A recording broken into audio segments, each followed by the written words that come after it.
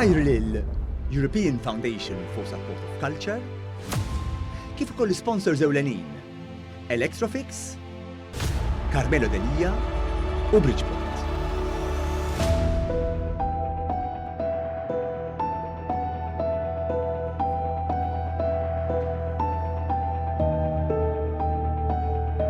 You try, you don't succeed, on to the next thing, really.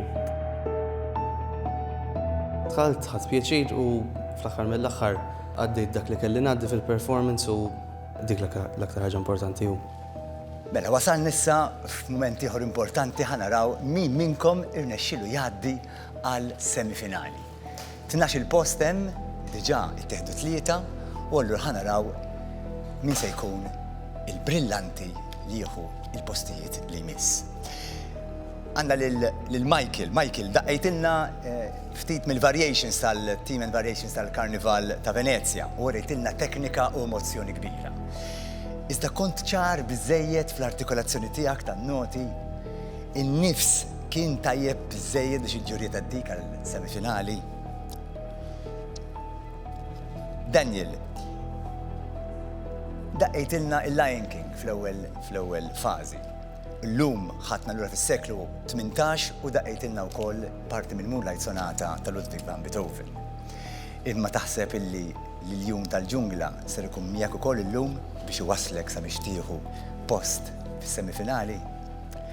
U int, Daniel Zak, ġuvni bravu b'teknika kbira fil-pjanu, livell għoli, ma dak li daqqejt illum.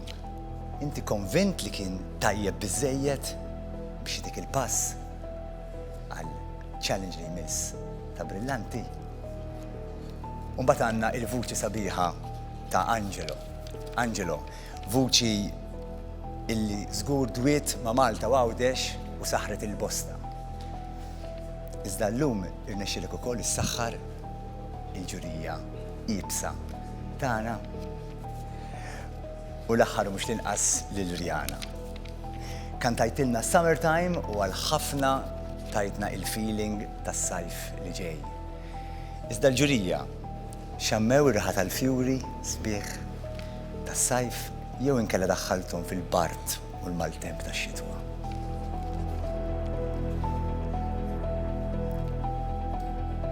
Daniel għamlu pass il qudiem.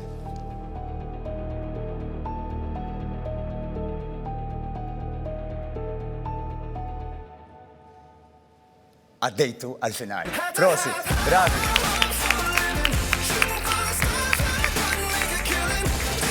Well done, gentlemen. 2 Daniels, well done. It's very interesting to hear both of your performances of the same piece today. And so it's been very, very interesting. Very contrasting, of course, but we're very happy and we wish you all the best for the next round. Gentle. Prosit. Bravi, bravo Daniel. Daniel squared, bravi. Prosit. Stay up on their rise, never come down. Oh, stay up on their rise, stay up on their rise, never come down. Rihanna.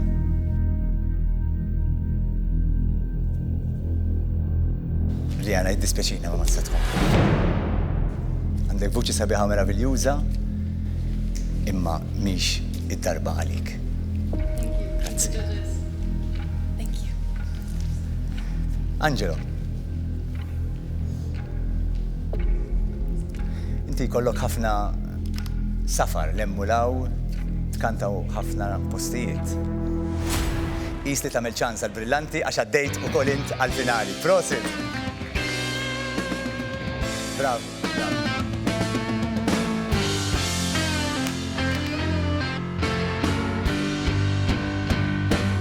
Michael, il-Karnivali di Venezia, min jaf kemm kien hemm dak taħbit ta' warajja ikunu qed jitanqu kollha f'daqqa qegħdin jifirħu.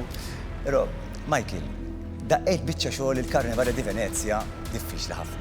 Team and variations provajturina ħafna teknika u ħafna emozzjoni. Kien hemm xi noti li ma ħarġux nemmulaw. Waħda notni. Jiddispjaċini, Michael. imma ħanerġgħu narawk għall-finali. Prosit, bravo. Bravo, Michael, prosit.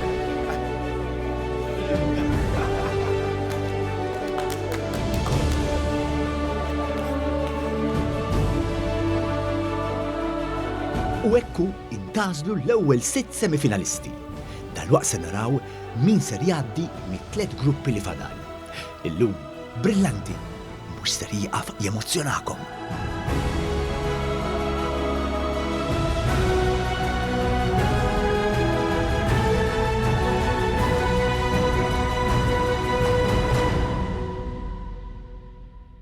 Tul dawn l-10 snin li ilha taħdem f'Malta, il-European Foundation for Support of Culture għamlet sforzi kbar biex trawwem u tippromuovi il-wirt kulturali tal-Gżejjer tagħna.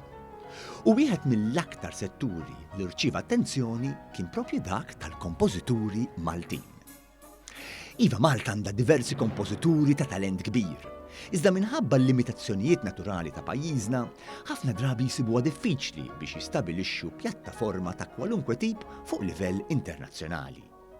Bħala entità li torganizza numru kbar ta' proġetti u inizjattivi madwar id-dinja, il-Fondazzjoni rat li setet tagħmel differenza f'dan il-qasam u għalhekk bdiet tinkludi xogħlijiet ta' diversi artisti Maltin f'ħafna mill-festivals u l-kompetizzjonijiet tagħha, blan li żżid ir-rikonoxximent ta' dawn it-talenti Maltin. Dawn inkludew proġett fis-sena 2016 li kien iddedikat lejn kompożituri moderni u fejn ġiet iċċelebrata il-mużika tal-kompożitur Malti Joseph Vella. Apparti minn hekk, il-Fondazzjoni ppreżentat xogħlijiet ta' nies bħal Charles Camilleri, Mariella Cassar, John Gallia, Albert Garcia, Alan Vella Gregory, Albert Paċ, Ruben Paċ, Manuel Pirotta u Vella nnifsu f'ħafna mill-festivals tagħha, inkluż dak tal-10 anniversarju tal-Inklassika International Music Festival li ġie mtella fid-Dubai u ġibet l-attenzjoni tal-medja internazzjonali. Mużika ta' dawn l-artisti hija wkoll imdaħla fir-repertorju tal-kompetizzjonijiet internazzjonali li torganizza l-Fondazzjoni u saħansitra kemm il-darba tkun imniżla mar-repertorju obbligatorju u jkun hemm anki għotja ta' premju speċjali b'rikonoxximent għall-aħjar interpretazzjoni ta' kompożizzjoni Maltija, sabiex aktar iħeġġu l-parteċipanti biex jistudjaw dawn ix-xogħlijiet. B'dan il-mod il-ġenerazzjoni ġdida ta' mużiċisti klassiċi qegħdin jiġu esposti għal xogħlijiet ta' kompożituri Maltin li qiegħda tolli il-profil kemm ta' dawn l-artisti kif ukoll ta' Malta stess fix-xena kulturali internazzjonali. Fl-attivitajiet kollha li aħna nagħmlu, speċjalment dawk ta' Malta u anke barra minn Malta, tinsiex li l-Fondazzjoni għandha attività kbira fi 15-il pajjiż fost festivals, international piano competitions, international kompetizzjonijiet anke għall-strings u anke għall-winds, u f'dawn l-attivitajiet kollha aħna nippruvaw kemm jista' jkun li nippromovu lil Malta kif ukoll tru il-mużika, allura bil-kompożituri Maltin. Sew Charles Camilleri, Joseph Vella li sfortunatament m'għadhomx magħna llum u anke living composers Maltin illi għandna promettenti u l-mużika tagħhom anke ndaqqet minn diversi orkestri barranin mill-Orkestra Filarmonika ta' Malta fuq l-okkażjonijiet li aħna kellna fejn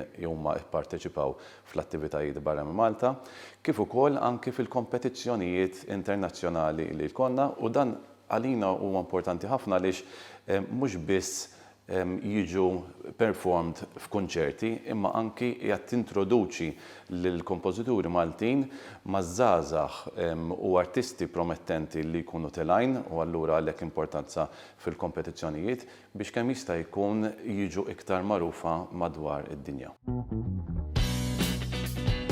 Eċitata ħafna u ferħana ħafna. Inħossni ferħana u eċitata ħafna. Eċitatu kontentu. Nħossni ferħana bija nnifsi għax laqas qatt ma immaġinajt li kont ser ngħaddi. For me, it's a yes anyway. Come and get it. Thank you. There we go. Għad pjaċirax, għaddejt, għad pjaċirax prezentajt piece li komponiti jena un toġbot. How are we voting, guys? For me, it's a yes. I love it. It's a yes. I'm excited to see what's going to happen as we proceed. Jiena, as nista' nemmen li għaddejt għax wow. Xin tani l-envelop u sibt li għaddejt.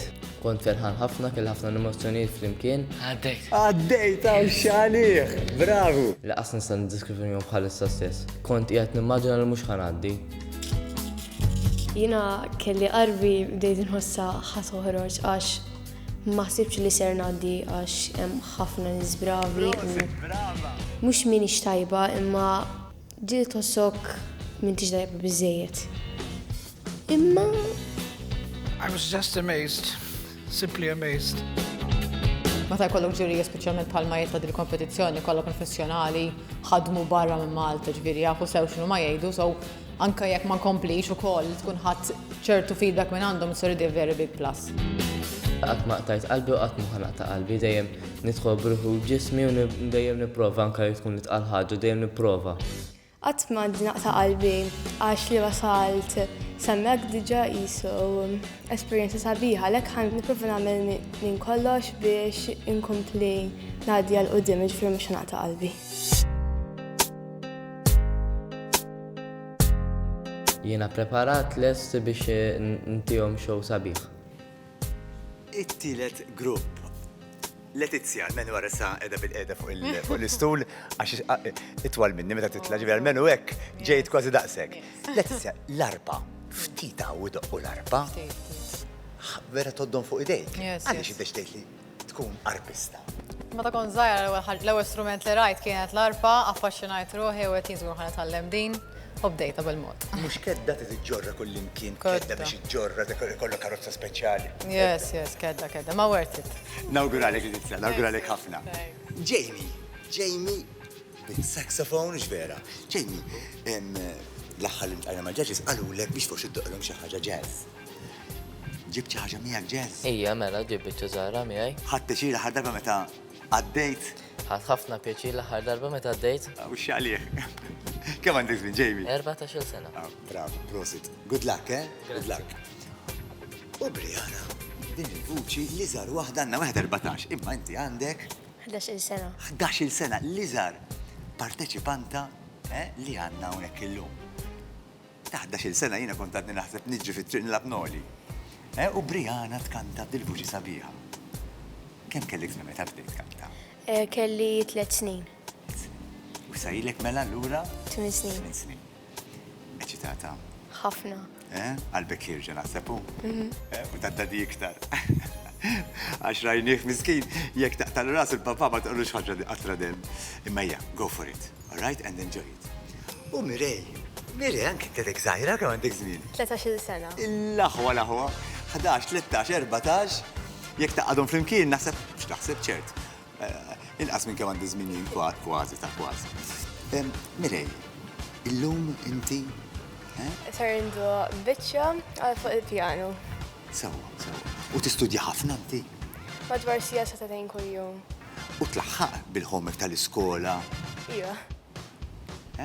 U inti wkoll awċija u ġvera. Ġifieri min jaf kemm għandek bħalissa awċin qegħdin jarawna u jissapportjaw il-Mirej, U żgur, ġvera. Brava, nawguralek. U last, but not least, kif jgħidu bl-Ingliż, Glenn, il-ħabib tagħna Glenn. Glenn, impressjonajthom fl-aħħar session li kellna bil-bravura tiegħek. Jien dejjem ngħid illi you are always your worst competitor. Inti dejjem l-ar kompetitura li kien nifsek għaliex issa you have to better yourself, tkun aħjar. U x'taħseb illum, ser? Ħanagħmel piece differenti u naħseb għajnexili. Tajjeb. Ħantik parir żgħir. Tiftakar Albert Suraġ għallek tattixwiċċek bil-kappell? Mela kieku kun jiena nolli ħna għal fuq. Naqra żgħira hekk. Glenn, u ovvjament il-partimi kollha, Letizia, Jamie, Brianna, Mirej, nawguralkom minn qalbi. Judges, we're ready. You can kindly find your seats. Right. Welcome back. I'm going to start with you, Leticia. Please, could you come over and tell us what you're going to perform and why?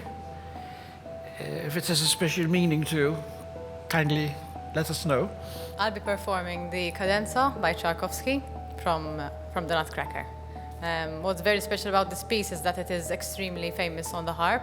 Naħseb bħala piece, it's very bright, kif għednejlek qed nuża a very big part of the harp, ġifieri ħad toħroġ ċertu hekk ħoss qawwi minn l-arpa nifisha, ġifieri naħseb iva.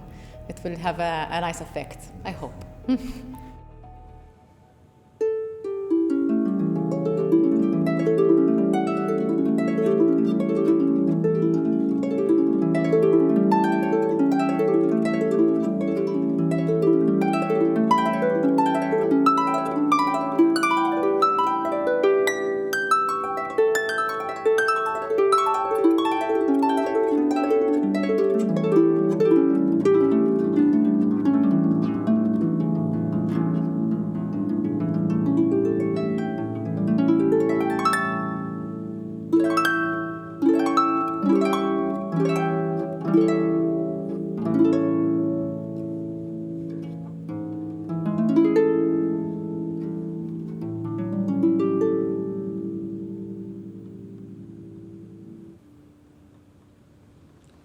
Thank you. Patrizia, yeah, thank you very much indeed. Mux ħażin, I mean, it's sold on the aħjar, ma ovvjament, leġitament, and even just being here, taffetta xi ftit.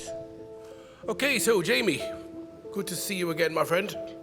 Your last performance, you played a piece, but I was more curious to hear you a little bit of jazz, something.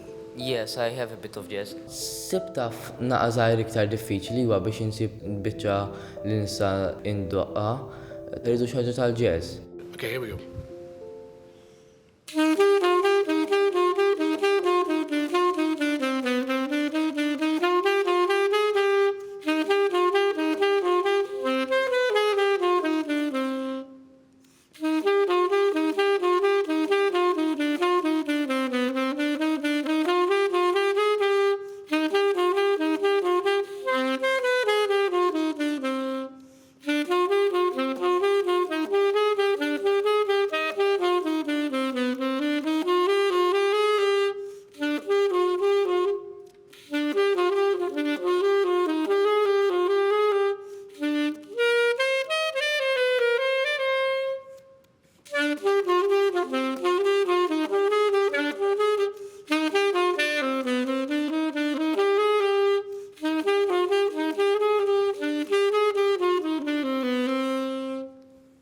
Good man. Thank you very much indeed, sir. Ħavera pjaċiru ħassin l-mortajb ħafna jena. Brianna,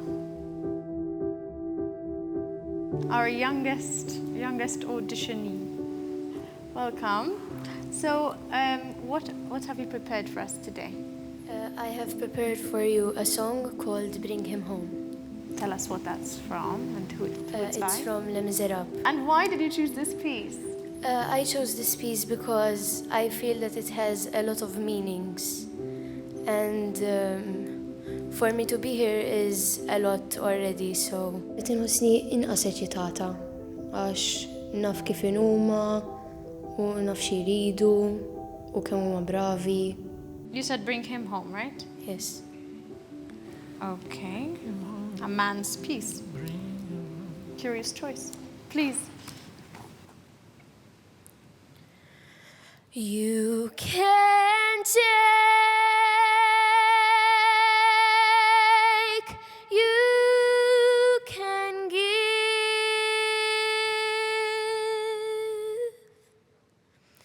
Let him live, let him be.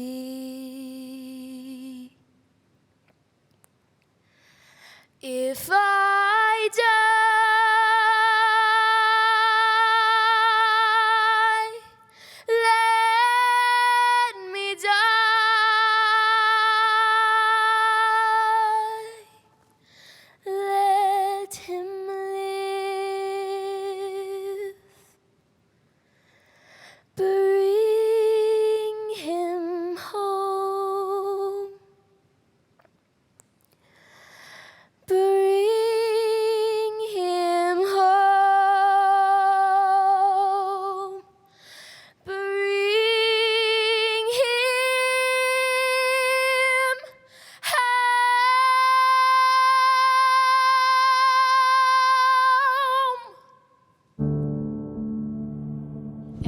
Naħseb li mort tajjeb kien hemm ħafna nies ta' talent imma li jiġri. So our next candidate is Mireille. Is that how you say your name? Mireille. I've got it right. Now, what are you going to play for us today, and why have you chosen this piece that you're going to play? Tell us. I'm going to play Progression 1. Progression 1. Okay. By Manfred Schmidt. Right. And I chose this piece because it has a lot of dynamics to it, and it's one of my favorite pieces of all time. Id-diska li għażilt fija bosta dynamics, għalhekk fija jisni nista' dil just biċċa diska ta' minuta żejjin ta' bosta kuluri differenti.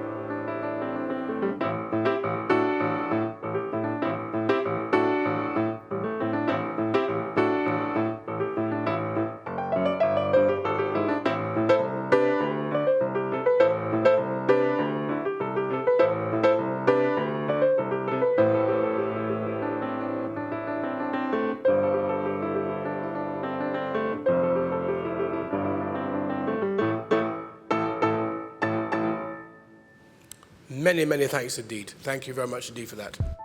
Nasib li mort sawa, mhux ħażin, ċerta li jew bosta nies li għandhom ħafna talent, imma xorta ħossni li mort sawa. Now we come to Glenn Paul Parcher. Hello again. Hello. And what are you going to play? I'm going to play a piece. It's called Journey. It's composed by me. It's a groovy, bluesy thing. What inspired you to compose this song? Because there's a style, a genre that I like from France, Gypsy Manouche. Kont ftit eċitat iktar mill-bira llum, it-tieni fażi. Go for it.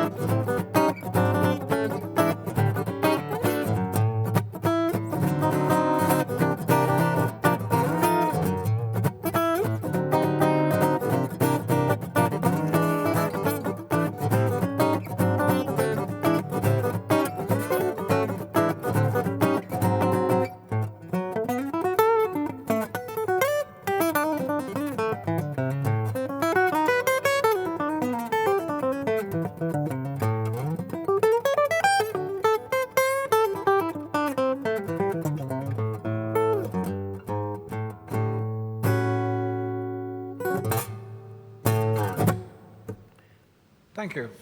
Thank you. Wonderful. Thank you very much. L-aħħar darba sejtni mort ħafna ħjar, mhux ma mortx tajjeb illum imma l-eċitazzjoni qed tkompli tikber issa.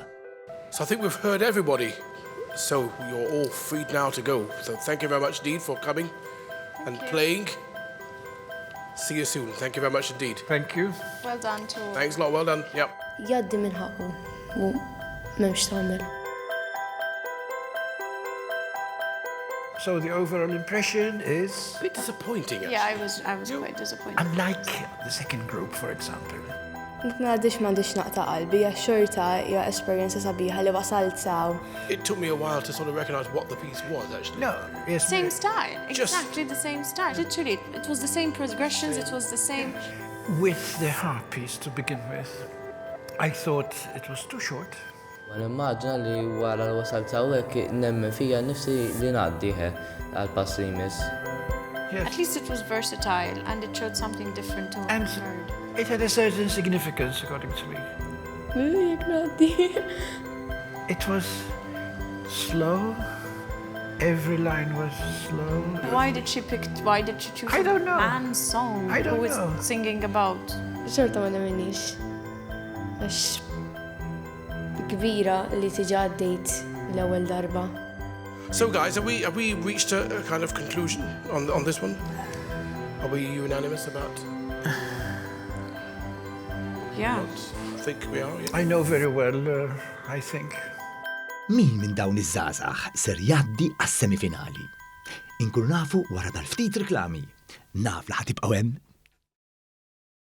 Grazzi tmur ukoll lil Epic, Colombine Casa by Mons, Daniel's Shopping Mall, 1919 by Marsovin, Chemimart, Chic Medicine Clinics, MRCD, Benna, Coca-Cola, Lourdes Opticians, Sparkle Image, Crea, Best Deal Properties, JB Stores, Gazan Mamo, Babylino, Gazan Zammit, Remax, Era.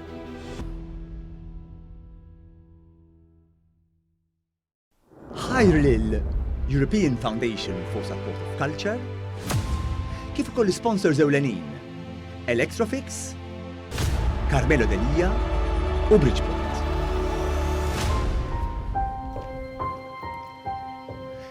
Wasalna issa biex naraw min minkom il-ġurija tagħna ddeċidiet illi tgħaddi għal fażi li jmiss. Forsi ħatkun Letizja li daqetilna l-arpa, Letizja. L-arpa hija l-istrument tal-anġli, imma taħseb li llum ħajkollok anġil biżżejjed biex iwasluk sal-fażi li jmiss. U inti, Jamie, is-sassofonista tagħna, l-aħħar darba inti għalulek il-ġurija biex iddoq xi ħaġa jazz fuq is-saxofon. U żammejt kelmek ta' raġel llum, żammejt kelmtek. Però taħseb li huwa biżżejjed biex waslek għall-finali. U di tfajla Brianna li l-iżgħar kompetitriċi ta' dil-ewwel edizzjoni ta' Brillanti, fil-challenge ta' qabel inti impressjonajt lil kulħadd. Speċjalment anke għal Nikola illi damettajt fuq il-vuċi naturali tiegħek. Imma illum impressjonajt lil Nikola u anka lil ġurija tagħna l-Wayne u l-Albert sabiex inti takkwista post ukoll fis-semifinali. U inti Mirej, inti jettilna li llum ħaddoqilna xi ħaġa li fiha ħaturina il-versatilità tiegħek, kemm int kapaċi tmur minn naħa għall-oħra kuluri differenti fil-mużika. Taħseb li tajtna ħafna kulur illum jew inkella morna fuq il-black and white. U l-aħħar mhux ninqas Glenn, il-ġurija apprezzat li anka illum inti daqqejt silta li komponejt int. U tajta l-isem ta' Journey, Voyage, vjaġġ. Taħseb li l-vjaġġ tiegħek se jispiċċaw hekk illum jew din is-silta waslitek biex tivvjaġġa lilin minn dan ir-round. Letizja u Jamie għamlu pass il-qudiem. Din hija opportunità sabiħa immens, Brillanti qed jagħti opportunità lill-mużiċisti Maltin u l-vuċijiet Maltin biex juru t-talent tagħhom u Jamie u Letizja hekk għamlu. L-avventura tagħkom magħna tispiċċawn, jiddispiċini. Grazzi.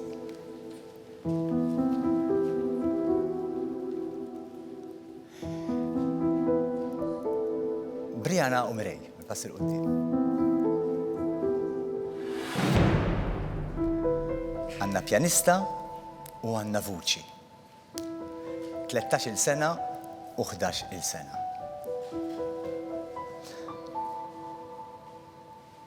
Għandkom futur qudiemkom, ġa qed tibrillaw minn issa.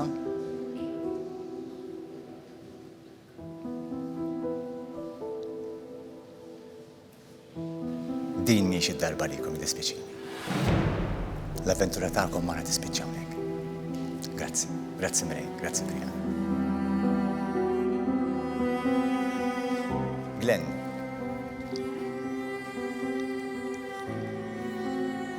Għandna 3 judges mustaċċuni. 3 judges li huma fair ħafna, li ma tiċċajtalhomx u li kif jgħidu bl-Ingliż only the best will pass. Jiddispjaċini ma illum ħad tippakja il-kitarra. Sabiex, Glenn, eġa' ħdejja, sabiex id-darba li ġejja tipprepara għax inti ħadkun magħna wkoll. Prosit, Glenn, prosit!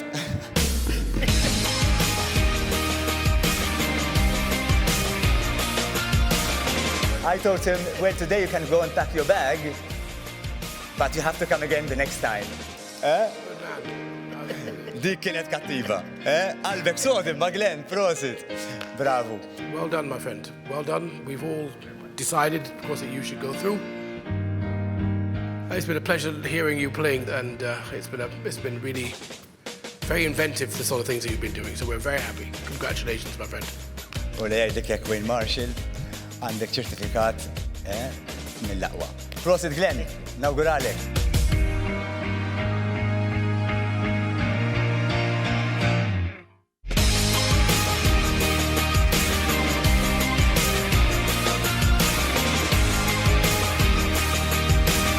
Fadal biss żewġ gruppi min mill-kantestanti li fadal ser jgħaddi għas-semifinali ta' Brillanti 2022. Ħankunu nafu verament dal-waqt.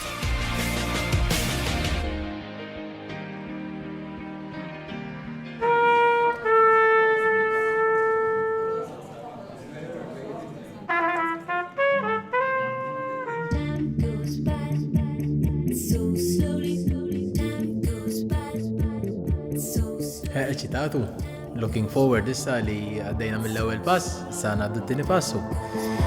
U forsi ma tafx kifu, nkomplu sejrin għal iktar quddiem. I will say yes. I would say yes. I would also say yes too. Xiejju emozjonatu, għaxin għalli you can come here, Wayne, għetlu, okay, ġiviri kienet surprise, ox, jgħidu l-ok yes, jisu. Jiena naħseb li l-ħaġa li ħanoħroġ il-ħoss sabiħ ta' trombetta, ovvjament l-instrument tiegħi, u naħseb li hopefully toġobhom. Le, ma naqtax qalbi. Dak li hu diffiċli jaġobni. U nidħollu bir-ras, jiġri mindu kont għadni diħel l-iskola, it-teachers kienu jgħidu li inti il-ħaq ministru tal-impossibbli. Min jafni jaf li jekk ikun hemm ħajt imkaħħal u rrid ngħaddi minn ġo fiha. Ngħaddi żgur.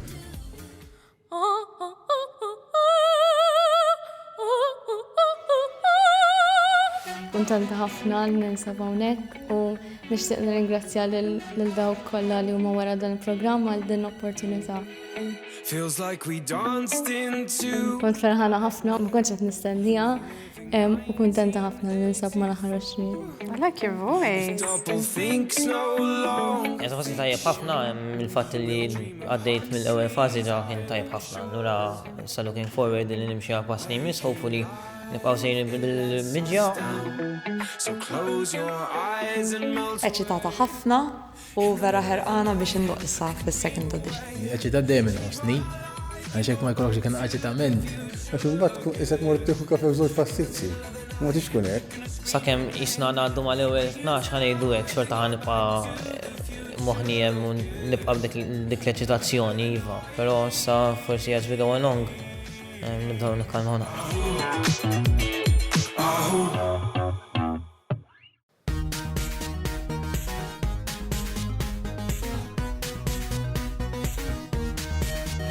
Elena, u trampit. Kemm ħaġa sabiħa tara tfajla id-doq il-koronetta. Kif tgħid id-doq il-koronetta? Jiena kont nara ħafna l-orkestra, kont imur ħafna konċerti u t-trumbetta kienet l-ewwel instrument li laqgħet. U tistudja ħafna? Iva, kuljum. Kemm kuljum? Nipprova dejjem sija u imma mhux kull darba nkun nista'. U l-ġirien ġelaqulek laq dik it-tieqa. U min jaf kemm il-darba. Immi tieħed kompli d-doq. Ovvjament. U l-ġirien ħajkollhom jieħdu paċenzja. Eżatt. Nawguralek. John, kif qed tħossok illum? Eċċitat issa. Illum eċċitata xi. L-aħħar darba li rajnik kont vera kalm, kompost imma llum. Illum. Għalbek tħabbat. Eżatt. Ovvjament, għaliex tixtieq li inti tidħol mal-aħħar 12. Ekku. U jekk tidħol mal-aħħar 12, x'tagħmel, John? Nkomplu naħdmu, forsi naħdmu naqriżiet. Dik il-ħin x'tagħmel? Nifraħu, nifraħu. U jekk ma taddix? Le, nifraħ għal-min għadda. U xak, brav, prosit. Nawguralek, nawguralek. Mardi, dil-vuċi, li ħassebbaħ ukoll illum hawnhekk dar il-Mediterran. Eċitata? Iwi, wallu iwa. Dalli irqat. Insomma, mhux ħafna. Kilt illum jew għadek ma kiltx? Le, xejn. Assolutament. Xejn. U wara li għaddi kollox, x'inhi l-ewwel ħaġa li ħadd ikol illum? Probably pizza. U x'tip, xi tħobb? Ifhem, ma tantx għandi għażla xi mingħajr mozzarella ħadda, żew jiżgħu bruschetta tiġi fil-verità. Xorta tajba tkun. Iva. Kemm jekk tgħaddi u kemm jekk ma tgħaddix. Mardi se tiekol bruschetta. Tajjeb? Nawguralek Mardi, nawguralek. Georgi, is-soldat tagħna hawnhekk illi wkoll bil-vuċi tiegħu qed isaħħar il kulħadd. Iktar ma tkun tajjeb, iktar ikollok responsabbiltà. Qed tħossha llum? Iwa ħafna, ħafna responsabilità ċetat ħafna wkoll, fimni. Non ċetat u ovvja. Il-mama, meta ħadha bil-rajnija, qed mbikma jnejha bid-dmuħ. Fimni. Ħadmu ħafna minnu kon żgħir, jiġru bija lem, law, jagħmlu sagrifiċċji, ħalsu li lem, ġifieri il-sagrifiċċju li jagħmlu tjaraw il-frott illum, nifhimni. Bis-saħħa tagħhom x'kieku mhux bis-saħħa tagħhom, kieku ma ġrewx bijum ma m'għandix fejn intijiet fejn. Nawguralek li tkun mal-aħħar 12 finalista brillanti wkoll. U l-aħħar mhux tinqas Andrew bil-kurunetta wkoll. Andrew, kompożitur, anka surmast. Xi ftit tħossu dak il-pejs u x'vera fuq darek illum? Il-pejs iktar ma jkollok esperjenza, dak jaħdem bil-maqlub, iktar tħossu. Illa li jekk xi ħadd ikun beda l-bieraħ u jagħmel żball, dak ikun iktar aċċettat milli xi ħadd ikun stabbilixxa ruħu u mbagħad f'dak il-każ li żball jiġi skandlu. Vera, però inti u aħna hawnhekk kollha wara kollox brillanti u allura żgur li żbalji ħanieħdu ftit li xejn. Uru l-ġurija li intom verament ta' stoffa u li għandkom talent biex tbijaw. Nawguralkom il-qalb. Judges, we're ready here. You may find your seats. Thank you.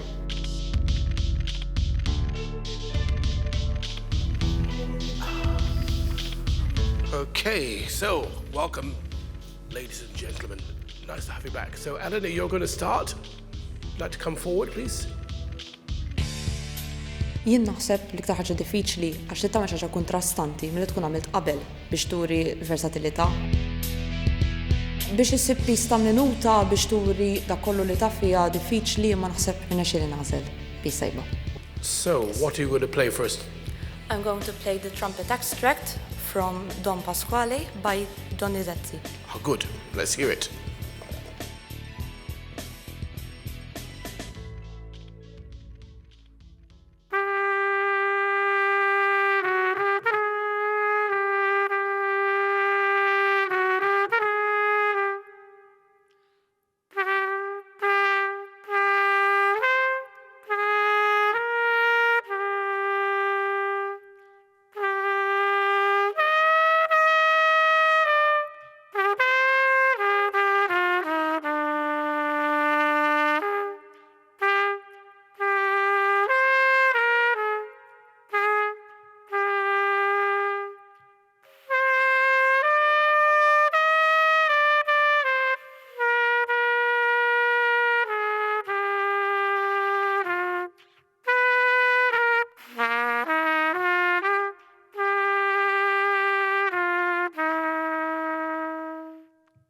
Ħassejt mhux ħażin stajt nagħmel aħjar imma tajjeb mort. That's all we need to hear. I mean, everybody gets about 1 minute to play something for us. Next up is John Kuchia. So if I remember rightly, your last performance, you dazzled us with some Prokofiev, is that right? Yes. We've got something called Diabolical... Diabolical Suggestion. Interesting, okay.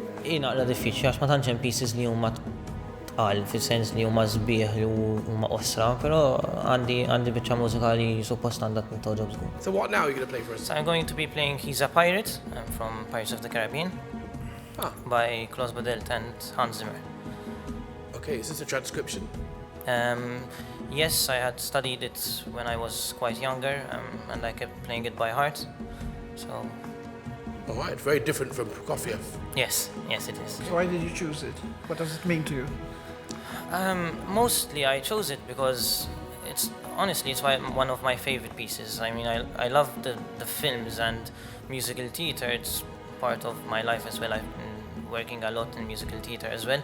So I figured that this was one very good one to play. Good. All right. Let's hear.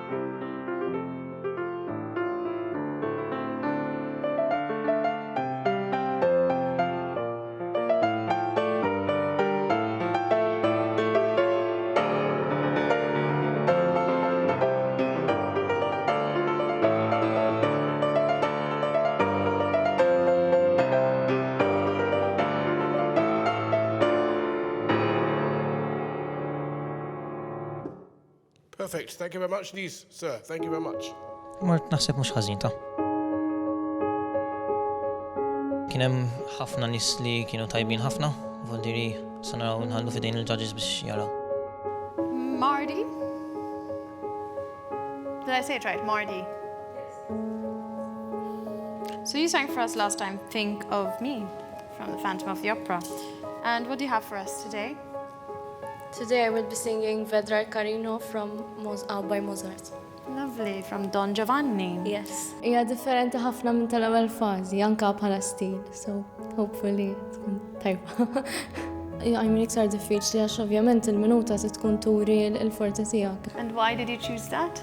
I chose the piece because I think that it shows off my range and I wanted to make it the best possible since it's 1 minute.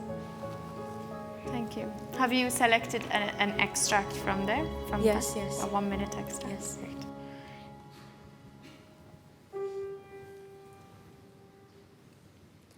Sentilo battere, sentilo battere, sentilo battere, toccami qua,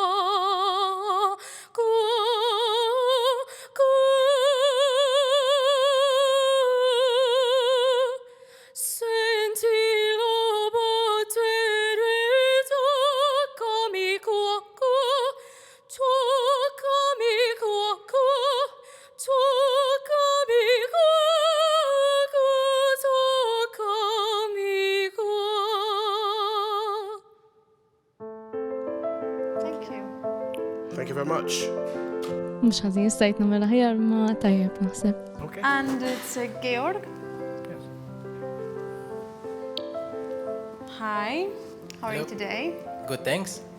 Good. And what have you brought for us? So, today I'm going to do the last bit from the Turandot, Nessun Dorma, from Puccini. Okay. Minuta, tissib xi ħaġa f'dik il-minuta li turi l-full potential tiegħek hu. L-oħra kienet 3 minuti, kellek fej timmiraħ naqra, ma minuta tissib tara kif ħadd għamilha minutu.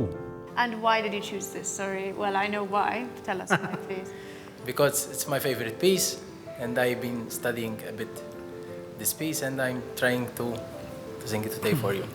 I thought you were going to say it's because people really love to hear it. That was why. Sorry. As well, the people I was like wrong really there. It's a killing piece. It's a killing piece, yeah. Be careful. Di quella notte tramontate stelle, tramontate stelle, all'alba vincerò. Very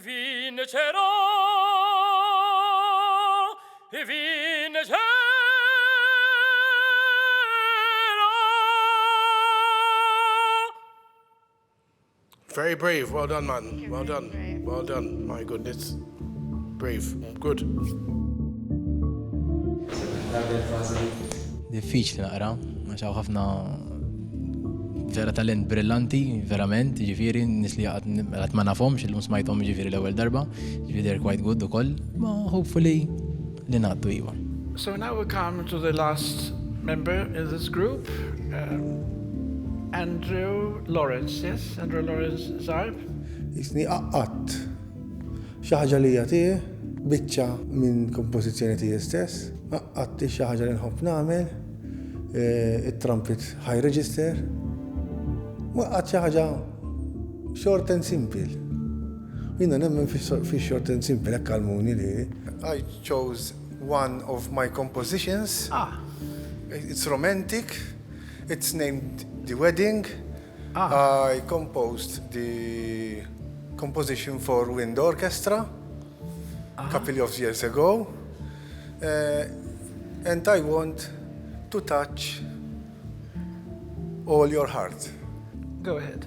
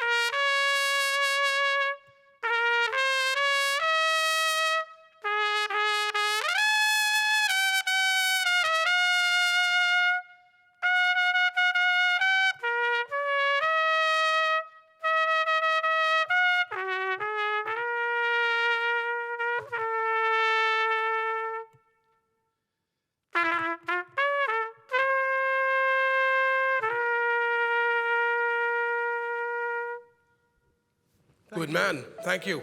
Very well. Yeah. Thank you. Thank you very much indeed. Jiena dejjem, ġifieri mhux hawn biss, wara li kull performance li nagħmel, insib xi ħaġa fli għamilt jiena stess. Imma kuntent ħafna. Okay, guys, so we've heard you all, so you can now leave us. Thank you very much, Steve, for coming to play again. Thank you. Well done. Complimentary, everybody. Thank you. Kien hemm kompetizzjoni iebsa u kulħadd kien brillanti, ma hopefully għaddejt.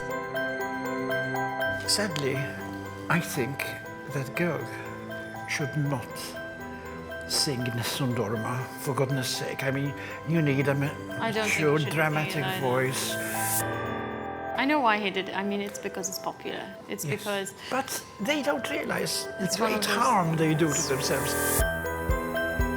I enjoyed that. Yes, I was going to say I yes. really enjoyed that. I It's like a his different kind of different thing. Yes, side. Very different yes, style. yes. Il-ġurija tant ikunu ilhom jisimgħu li xi ħaġa sempliċi u li tolqot, se tolqothom forsi. Dana m'iniex profeta. There was a lot of variety in the piece. I've never heard it played like that. Right. Yeah. You know, and we saw all the extremes. Yes. There were intonation Don Giovanni, problems. There were no. intonation She just needs to problems. have a pianist. Not really. But the voice is good, though, isn't it? I think it's a good instrument. Hopefully dexterity u l-finger strength thing. Mux nintoġ ħajnu But actually, I would have liked to hear more, to be honest. Yes. No, I don't but- think he's ready. But, He's not ready yet, definitely. but look, I mean, it's a TV show at the same time. Okay, It's entertaining. All right, guys. So Yes. I think we have come to a sensible conclusion. Pretty good idea. Yeah. Min minn dawn iż-żgħażagħ ser jgħaddi għas-semifinali? Inkunu nafu dal-waqt wara dal-ftit riklami. Ibqgħu hemm. Grazzi tmur ukoll lil A to Z Electronics, Cose Casa, B4 Group, Centro Casalinga, Victor Azzopardi Jewelers, Portuguese Dry Cleaning, Ħwienet tal-Lira, Carpisa, Immagine Casa, ESS Lighting, B&M, Ador More, Omajko Beddings, Camel Brand, SMS Mondial, Centro Moda, Hypnose Vitafoam u Deco Gallery.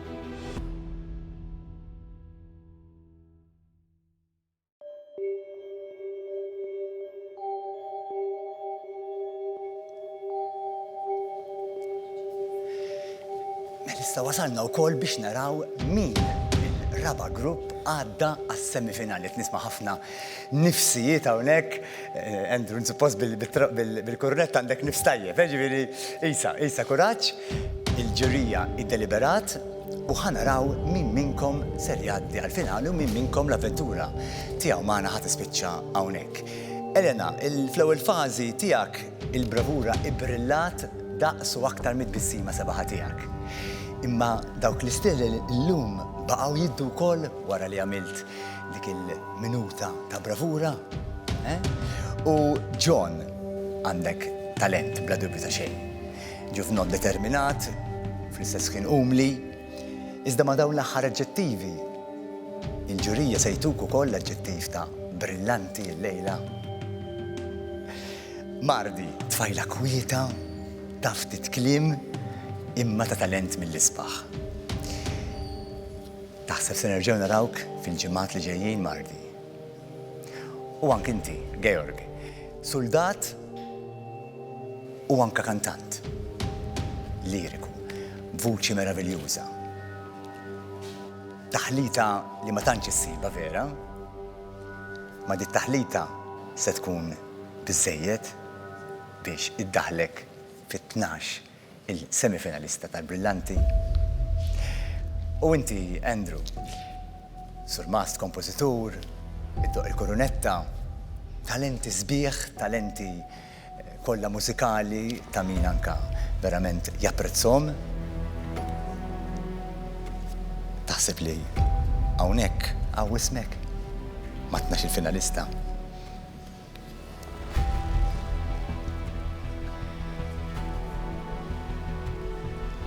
Georg u John jagħmlu passi quddiem.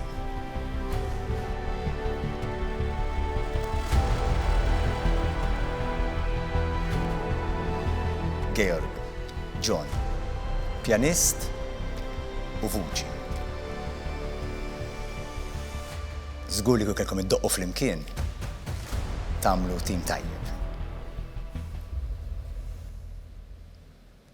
Se nkomplu naraw aktar mit-talenti tagħkom għax għaddejtu għal semifinali tal-programm Brillanti. Prosit, bravo Georg, bravo John. Wayne. Well done. Prosit, we say. Well done. Narawkom aktar qudiem. Bravo Georg, bravo John.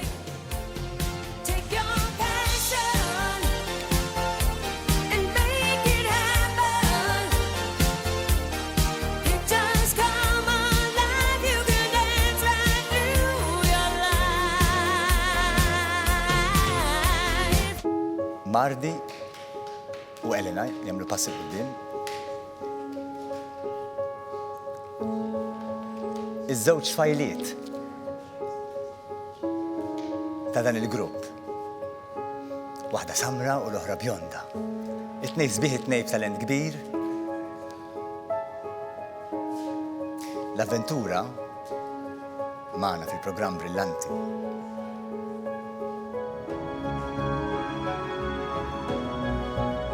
Tintemma hawnhekk, id-dispeċini.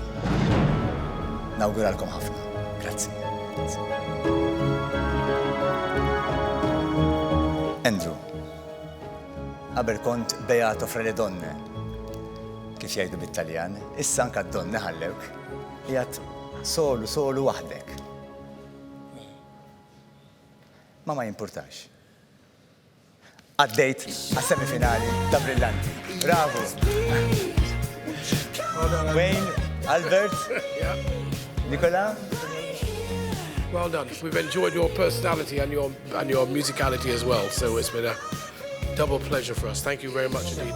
And the great humanity as well. Yeah. All the best, my friend. Grazzi. Grazzi ħafna, Andrew.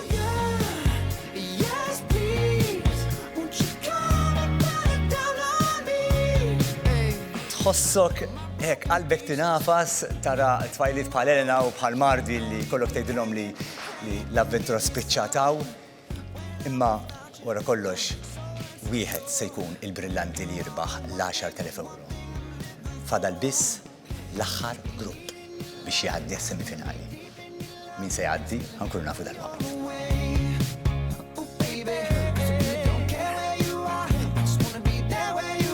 Inħossni aġitat u sodisfatt għal-fatt li dak li ħdimt għalih wara ġitu wara kollox intażilt around li jmiss. Tajjeb, ta' konfidenti, ta' relaxi, għadvera, relax.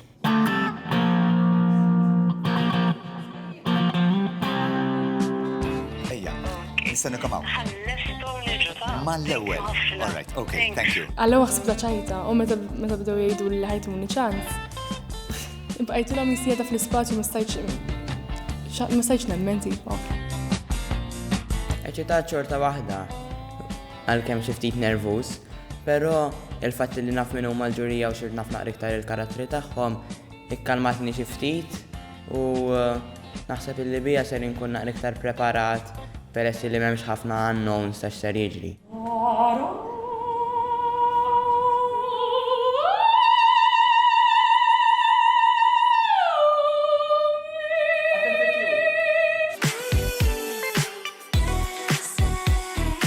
Are you aware that your jaw is shaking? It's like literally a washing machine. I don't know, this way.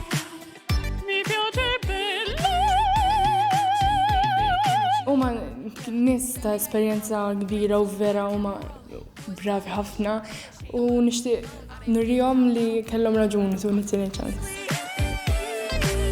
Naqażiet load on my back imma I pushed through it. Jina l-lum ser natijom dak li ħdim talih, illi naħseb li għandu jkun bizzejiet.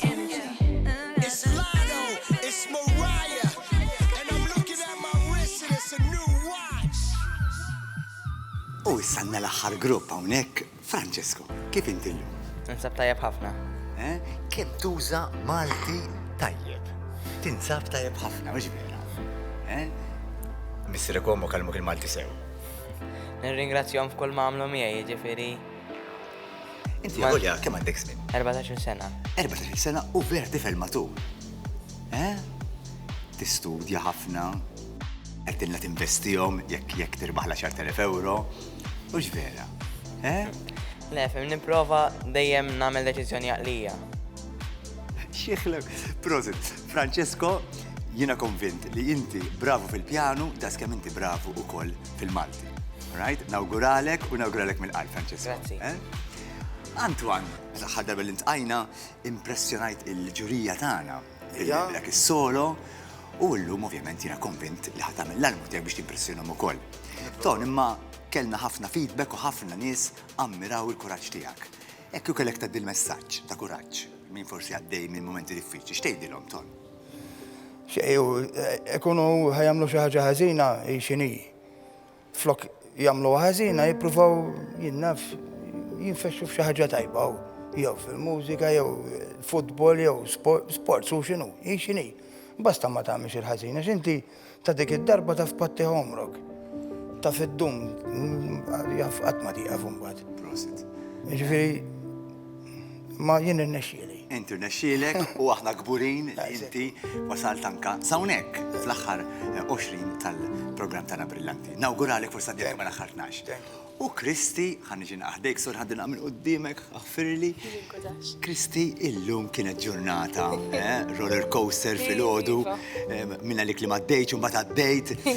Xettek wara s-sassa bħalissa t-prova t-kalma u t-realizza li inti edha mal-finalisti, biex vera, ma semi-finalisti ta' Brillanti. Xettajt bħalissa, xinti taħseb? Għall-ewel kont totalment xej snieda fl-spazju, ma stajx nemmen, imissa tipo realtà laħitni u għetnejt għadawek sa namel l-almu tijaj u mbat naraw xieġri.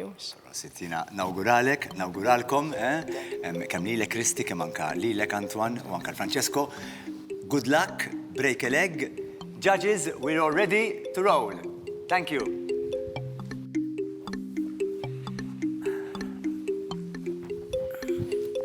Welcome, ladies and gentlemen. Again, good to see you. So, Francesco, come forward, my friend.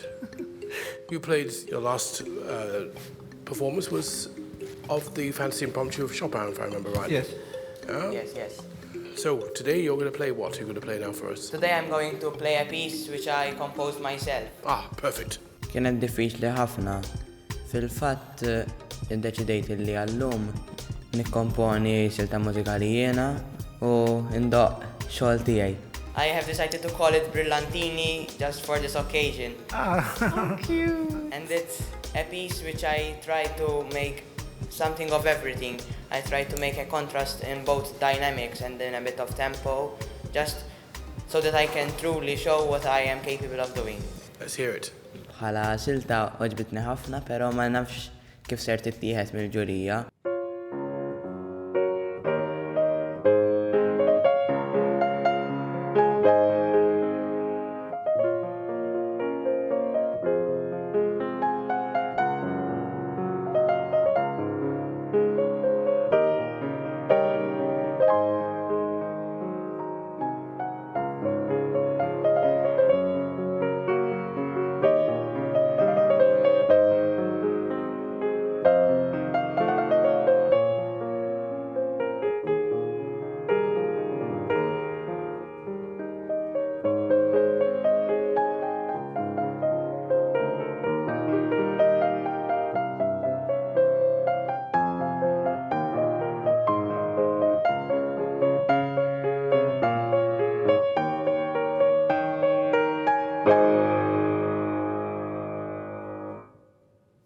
Good.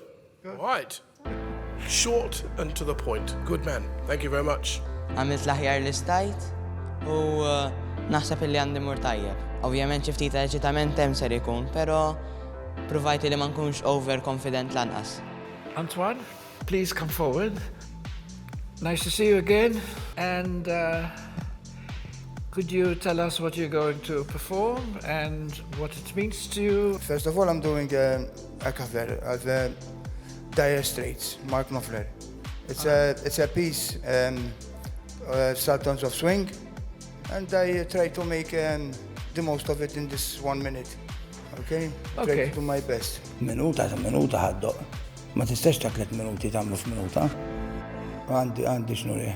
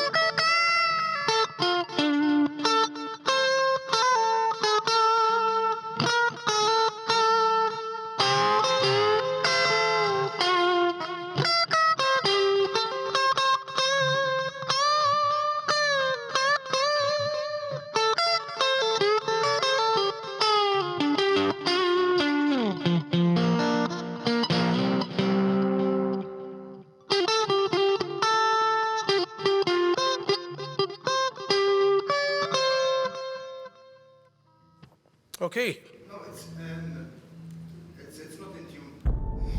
Ifimni, kieku il-kitarra jien intonajta minn hemm fuq minn doklat. Biex ma noqgħodx nintunaħħa qudiemhom biex infittex nagħmilha, fimt? U żbaljat ma rġajtx ċekkjajta. U instamet u mhux.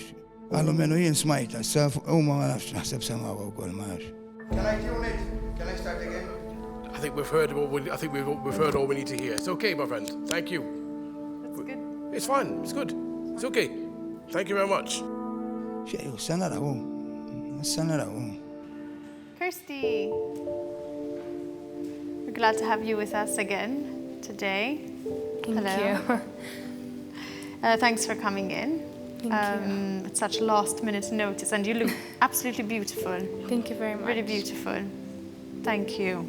So, what are you performing for us? I'm going to be performing Think of Me from The Phantom of the Opera. Okay, and why did you choose this piece? For me, it's been with me since I was young, so this piece is really close to heart, and I believe that I can perform it pretty well. Biex ngħidlek il-verità kont qed naħseb fuq diska waħda, disk oħra, ma dalgħodu qomt u ġietni din il-silt oħra f'moħħi u f'temp ta' sija għażilt li ħankanta mill-biċċa ħankanta minnha u naħseb turi iżjed x'nista' nofri. Flowers fade, the fruit of summers fade. They have their seasons, so do we. But please promise me that sometimes you will think. Oh, oh, oh, oh, oh. Oh, oh, oh, oh,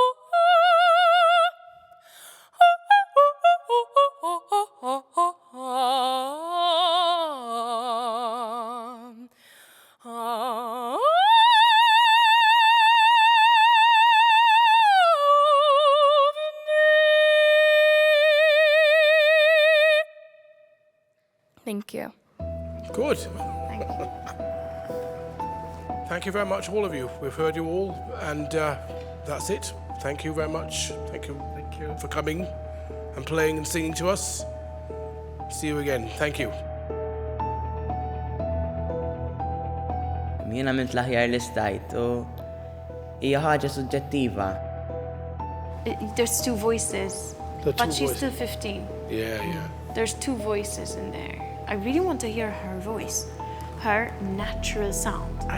Two different. Yeah. I heard Two different voices. And the jaw still shake, but that's fine. Let's forget the jaw for a moment. But the voice is good. Nixtiequ nkun ma dawk it-tnax. How many times do you find a 20-year-old singer sings? We have Joseph Kalea. You know? I think it was good to bring her back, though, too. I thought it was a really good idea to bring her back, for sure. I think we did good there. I thought the piano was adorable. I thought Francesco was adorable. Composing that piece in 2 weeks. Jiġri jiena hija esperjenza li minna ħanitgħallem. I mean, he can play. I mean, whether that was, I'm not sure that this is the right choice of piece to play for her. Nice. I would have liked to have seen something a bit more challenging. I know what you mean. You know what I mean? Forsi għandi ċans, forsi. Jeb, sorta naqrib, samma. I was more impressed with him on the last. Yeah, I think he played better. On his last. It was a bit slow, actually, this performance, anyway. Okay. I think he was nervous about not having accompaniment. Yeah. Because you could see he was hearing it in his head. I think we can give them some leeway and think about the talent that we have in front of us. Yes. I think we must.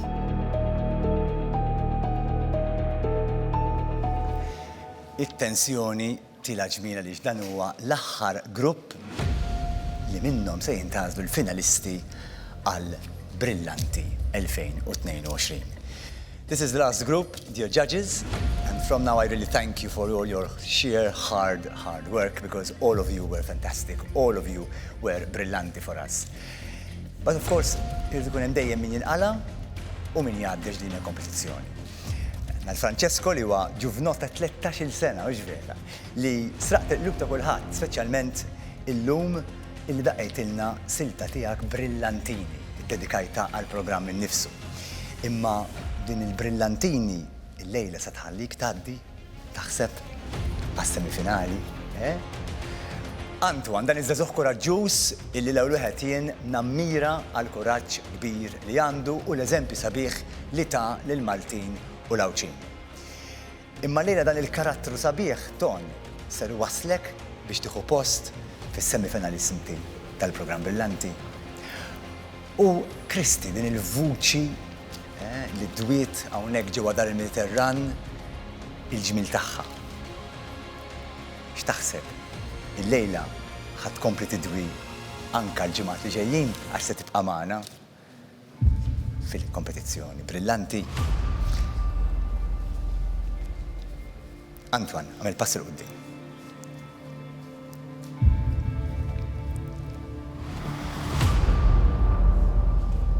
Jiddispeċini Antoine imma l-avventura tiegħek spiċċat hawnhekk. Grazzi ħafna.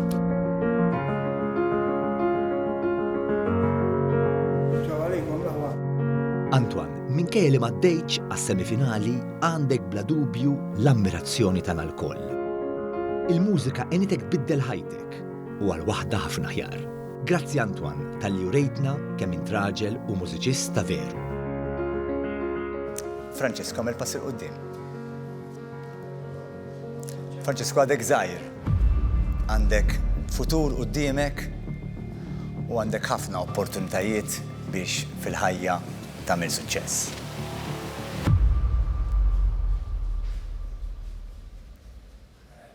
Din hija l-ewwel waħda għaliex ħadd kompli fis-semifinali ta' Brillanti. Prosit Francesco. Bravo. Wayne, Nicola, Albert. Well done, sir. Well done. Well done. Bravo. Prosit mur mal-kollegi tiegħek li qegħdin jifirku wkoll.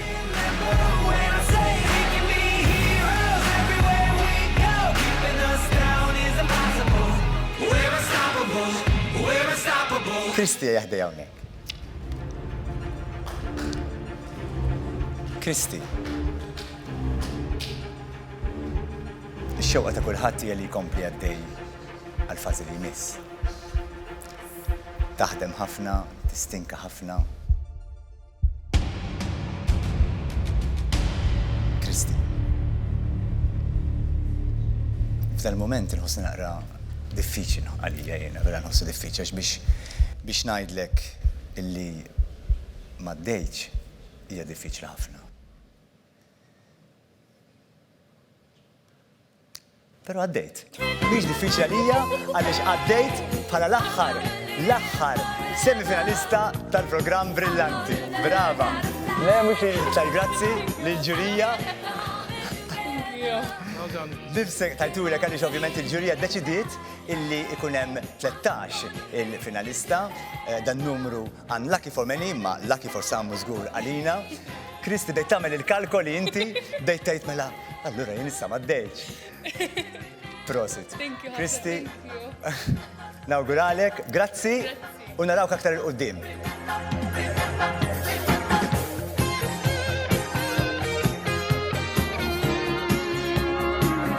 Thank you, dear judges. It was a pleasure these last few weeks having you with us. Albert Storace, Nicola Said, Wayne Marshall, 3 amazing personalities.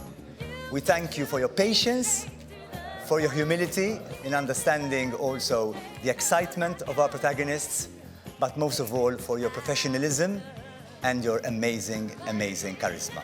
Thank you all. We'll see you in the coming weeks. Grazzi u grazzi mill-qalb. Thank you. U hemm huma it-13 il-semifinalista tal-ewwel edizzjoni ta' Brillanti. U l-ġimgħa li ġejja ser ngħixu emozzjonijiet kbar għaliex issa tafu biżżejjed illi huma ħafna dak li jafu jdoqqu, ftit il-bravi iżda wieħed jew waħda biss. Il-Brillanti.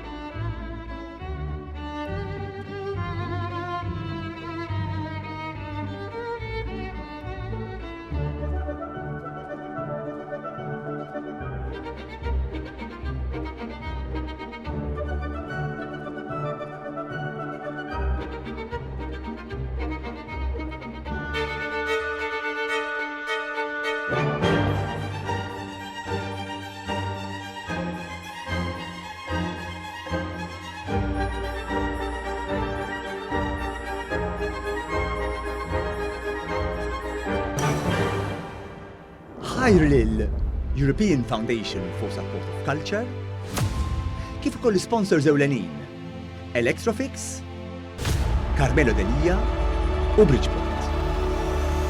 Grazzi tmur ukoll lil Epic, Colombine Casa by Mons, Daniel's Shopping Mall, 1919 by Marsovin, Chemimart, Chic Medestatic Clinics, MRCD, Benna, Coca-Cola, Lourdes Opticians, Sparkle Image, Crea, Best Deal Properties, JB Stores, Gazan Mamo, Babylino, Gazan Zammit, A to Z Electronics, Cose Casa, B4 Group, Centro Casalinga, Victor Azzopardi Jewelers, Portuguese Dry Cleaning, Huenet Tallira, Carpisa, Immagine Casa, ESS Lighting, B&M, Adore More, Omaiko Beddings, Camel Brand, SMS Mondial, Centro Moda, Remax, Era, Hypnose Vitafoam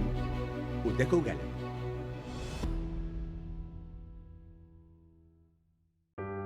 Dan il-programm huwa adattat għal kull età.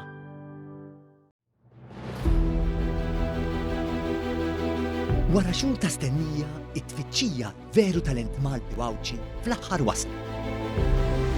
U din is-sena Brillanti tibqa' ħarstu lejn il-mużiċisti Maltini wawċi li fil-Gżejjer tagħna għandna bil-posta. Il-fuq minn 200 applikant. Jitlaqru għal 50, 12 jgħaddu għas-semifinali, 5 għal-finali sabiex jintażel ir-rebbieħ. Għaliex huma ħafna dawk li jafu jdoqqu, ftit il-bravi. Imma wieħed jew waħda biss Brillanti. Il-premju tant mixtieq 10,000 euro cash u l-opportunità unika li d-doq u d-doq ma' orkestra professjonali li l-in minn xtutna kollox imħallas. Il-ġurija ġiganti fix-xena mużikali. Wayne Marshall, surmast u organista ta' fama internazzjonali li fis-sena 2021 ingħata l-ġieħ Order of the British Empire mir-Reġina Elizabetta II innifisha. But the most important thing about it was you gave a performance. Nicola Sai, soprana bravissima, ambasċatriċi tal-Malta Airport Foundation u gradwata tal-Guildhall Opera Course. U Albert Storace, li ilu reviewer tal-mużika orkestrali u operistika il-fuq minn 40 sena. Ternejxu emozzjonijiet kbar. Taqtih ta' qalb, diżappunti mhux mistennija, kif ukoll ferħ li ma bħalu fit-tfittxija tagħna għal veru brillanti. Ħajr lil European Foundation for Support of Culture, kif ukoll sponsors ewlenin Electrofix, Carmelo Delia u Bridgeport.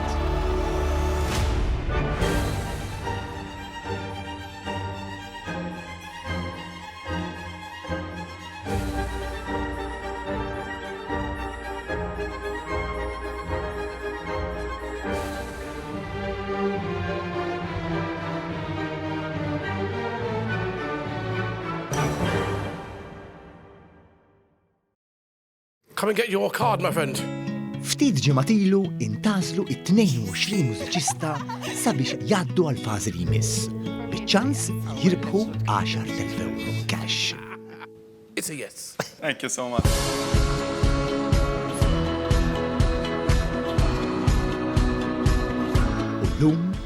Il-ġurija tagħna trid tażel 12 biss sabiex jgħaddu għas-semifinali. Iżda b'mod vera mhux previst, il-ġurija għajtu lili u t-tim tal-produzzjoni ta' Brillanti għaliex ġihom dubju kbir. Are you thinking the same thing? Li rridu jiddiskutu magħna. I think we could have a rethink about that one. Maybe we could consider listening again. I think we should. I really think we should, Yeah. actually. Joe. Hemm kontestant ieħor li jixtiequ jerġgħu jaraw u jisimgħu. We feel there's One particular candidate. We should recall again. Yeah, we'd like to hear some more. I think you should. Ah, here he comes. Yeah. Here he comes. Here he No. comes. We're just discussing that there's one candidate we should recall again. Actually. You are the judges. Whatever you feel we should do, we do. So, Yeah. do you want me to Sure. give this I other think this person another person chance? should have another chance. Do you want us to tell you who it is? The candidate is. Okay. Okay. Yes, Yeah. The one? exactly. That's it. U l-kontestant li jixtiequ jaraw jisimgħu hi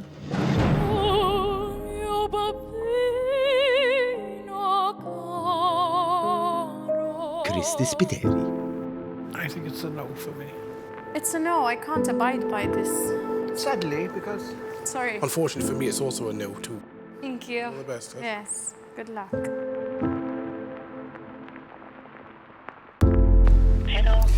Hi, Joseph Ketkuti, jena ta' Brillanti kollu. So kif intom? Ħanajdlek, aħna qegħdin hawnhekk illum għal-semifinal.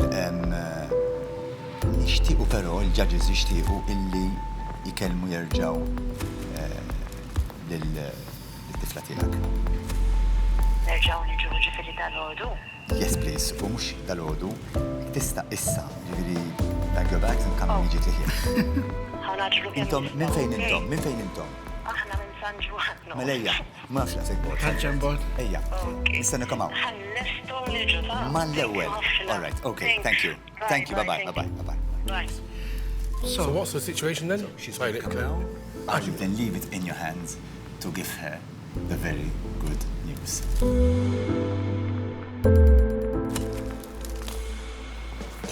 Kristi, jina m'għandix idea għalfejn qegħdin hawn ma' il-chairman tal-ġurija Wayne Marshall irrid għaġġilnik, ħriġnik naħseb konta dekriqda. I think she was sleeping right now and we actually managed to drag her out of bed. Wayne fisem il-ġurija irrid jgħidlek xi ħaġa. So, in English, what you were saying? Wayne is going to, okay. give you some news. I don't know if it's good or bad, but whatever it is, take it in your stride. So, hi, Christy. Yesterday, we decided at the end of when you sang that we were not going to have you accepted. But having had a rethink about it, and we decided that we would like to include you in this phase. So we want to show us again something different. And sorry for all the big indecision, but anyway, but it was a kind of collected decision that we would like to. I hope that you are. U Kristi bil-kem trid temmen. Oh my goodness. Thank you very much. That's all right. Thank you so much. Thank you. So, Mela, you have to go. Falling out of love is high, falling for betrayal is worse. Issa mur, prepara, jivvolvi għal-ħobċi, taw ċans ieħor. Inti tħalt issa f'din il-fazi. X'derlek, dal-għodu kif meta ċempillilek. Ma stajċ tipo, dejt l-alma mi diċajt. Ma stajċ. Mela, tlaqna, ħallet mur tipprepara, għaliex Kristi issa daħlet f'din il-fazi hekk importanti. U bekk tibda it-tieni fażi ta' Brillanti. F'din il-fażi il-mużiċisti tagħna għandhom 60 sekonda, minuta biss biex juru il-bravura kollha tagħhom. it-teknika u l-interpretazzjoni. Insomma, il-brillanti ta' ġo fihom. U kull wieħed minnhom irid idoq solo, jiġifieri bla akkompanjament u anka bl-amment mingħajr partitura qudiemhom. Waħda mill-akbar sfidi għall-mużiċisti tagħna. 1, 2, 3, 4 padel.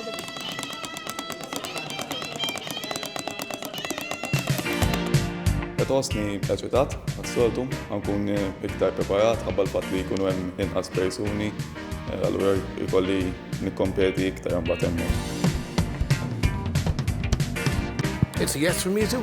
Yes, thank you. Yes from all of us. Thank you very much. Thank you. Sir. Extra motivation għalli natu performance tanti ħafna ħjar. Stili xtaq li iktar forsi. Nispera li jarawa hekk mod evidenti. Excited ħafna u tal-buża. Prattikajt ħafna dal-għodu, daqajtu fuq id-dashboard tal-karozza l-missieri, sakemm konna ġejnin hawnhekk biex nipraktisja. Ok, qed ħossni preparata. Hawnhekk jekk issib il-pass brillanti, jiġifieri ħadd kompli l-avventura tiegħek magħna mal-aħħar 20. Dak il-ħin, ngħidlek il-verità tant kemm kelli emozzjonijiet. Vera, jiġifieri kien hemm ħafna affarijiet f'daqqa. Għajt sal-axħar nemmen li ma konċ ħanaqdi ngħidlek il-verità, dejt ngħid għax kien hemm ħafna nies tajbin daqsi aħjar minni, fl-opinjoni tiegħi. Eċitat. Ħdimt fuq li għaluli u pers li jafu min jien, ma jafu x'nista' nafri hemm dax iktar expectation issa ġifieri. Sibda ħbib ħafna, ħbib sew. Nejnu l-xurxin ġifieri, illum ġibt il-practice pad u għet nil-practicejaw fuqa, għalla volja u tajjeb ħafna. Imma għedin nejnu l-xurxin, għallura minni xetu ħasni kif tejda, threatened. U jibda l-ewwel grupp ta' mużiċisti. Iva, lest jien preparat.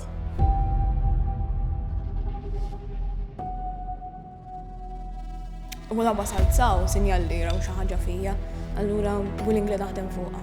Kif qed tħossukom? Kert. Eċitat ħafna. U llum mingħajr missierek. Iva.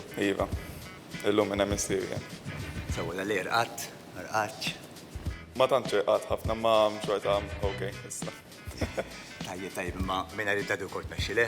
Iva, mela. Katrina. Hello. Llum irrid imħażżommu kif qallek Wayne Marshall. Qed nipprepara. Għajtek bil-lejl taħseb biex ikollok ir-ridim preċiż. Vera, qomt fil-għod ndoq il-pisna ħandoq il-lum ġifieri. Il-papa kissirtlu d-dashboard. Dit ndoqqa fil-karozza. Mhux jibgħat il-kont lilna ta'. Sa naraw. Mela, hawnhekk għandna lil Julian. Julian qalulek the serious man, mhux vera? Iva, għallu li daqsxejn serju, l-lum ħaniprofa nkun daqs iktar. Relaxed, però minn backstage ta' kollu jitbissem ġifieri cool u anka relaxed. Mhux vera, Julian. Preparata llum? Iva. Naspira li mor aħjar. Ovvjament that you enjoy yourself. Samuel, il-violinista li jgħix barra minn Malta ma qed jiġi għal tapposta l-brillanti. Malti daqsi iktar minni. Eżatt. Illum. All right. Omna aħjar. Omna aħjar illum? Omna aħjar. Inti għandek anka ħub fija l-biċċa tax-xogħol. Ejja. Ma provax tqajmu bil-lejl biex forsi jolqotna inqas minnek. Għajjimni u għanti noqdu fl-istess kamra, tisimgħu jonħor. Bl-inħir. Ma issa fakkarilu meta jħorġu. Ejja, fakkarilu. Ħana rajni kif huma u li rqatlu. Nawguralek. Good luck, Samuel. U għandna lil Raffael illi il-judges derilhom li għandhom jisimgħu kellum akustik. U fil-fatt qed nara li inti ġejt Bl-akustik, xalieħ. But I'd love to hear you play acoustic guitar where I just hear you. For me, it's a maybe. It's a maybe. A maybe. Raff, taqtax qalbek. Ma qalulikx no. Ismani, Raff, ma qalulikx le. Ħadd naqbi kbira meta ħsibt li ma għaddejtx. Dik tfisser li għalik tal-konkors ifisser ħafna. Ejja. Isma' parti minn hekk inti hawnhekk l-awċi li ħadd tirrepreżenta l-bandira awċija. Tħoss responsabilta kbira? Ifhem għandha ħafna fuq iva. Jebo, nara keċitat, ismani, marriċ indum ħafna, mela issa se joħorġu judges, ovvjament, u ruhom xissarfu. Intom issa l-krem della krem tal-ewwel edizzjoni ta' Brillanti. U ruhom li intom verament għandkom it-talent li xrajlkom. Nawguralkom il-qalb.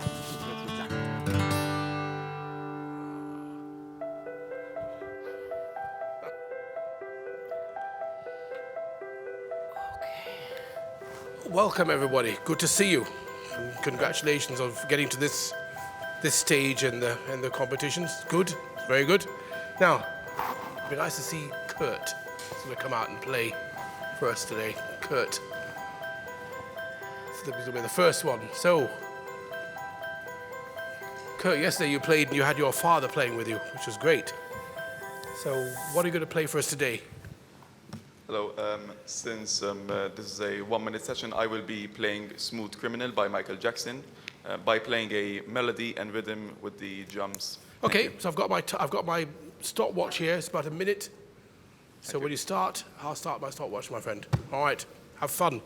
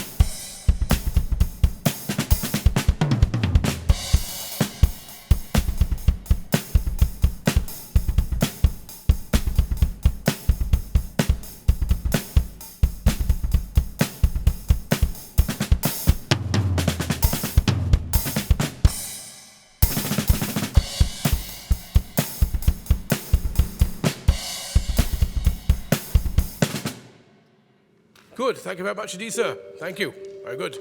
But I'll sort of always put the flag up just to sort of make sure that we all have the same amount of time. Nejt il-verta ħasejtni tikka zaħed disappuntat bħabba l-fat li ma l-stage fil-ħin.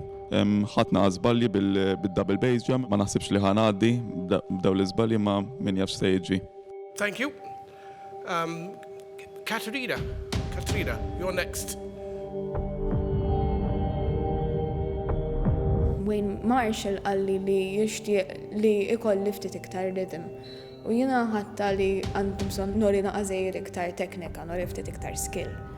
Allura minn flok backing track u pop song ħanamel a classical piece għal drums u hopefully tolqot il-judges l-oħrajn. I want to perform mostly. I don't want to just play the drums. Irrid nagħti pjaċir il-min ikun qed jarani. What are you going to play for us today? I'm going to play the theme of 20th Century Fox, but with my own twist on it. All right, look forward to it. Here we go. You've got 1 minute, yes? Yes.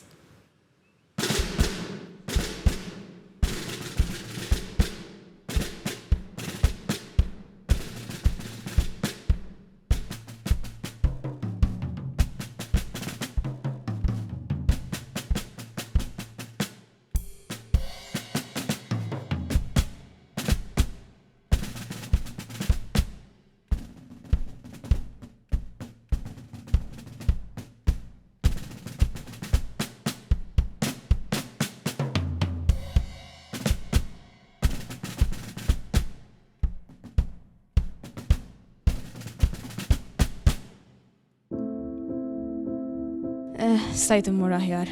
Okay, thank you very much indeed. That's 40 seconds. Good. All right. Thank you very much. Jista' jkun eċitament, jista' jkun ħassew għal judges li bil-reactions tagħhom ishom ħassejt li jridu iktar. You know, I should say this to everybody, really, but you know, of course, at this stage in the competition, what we're really looking for is something really special. So this is what we all have to think about, yes? Ma tawx qalbna hija. Issa naraw. Good. Julian, next. You can play your clarinet for us, my friend. And what are you going to play for us now? I will be playing 3 pieces for clarinet, piece number 2 by Russian composer Igor Stravinsky. Okay. Il-biċċa li għazit tal-lum hija waħda kontemporanja, jiġifieri hija astratta u naħseb li ħadd intoġob beha. Okay.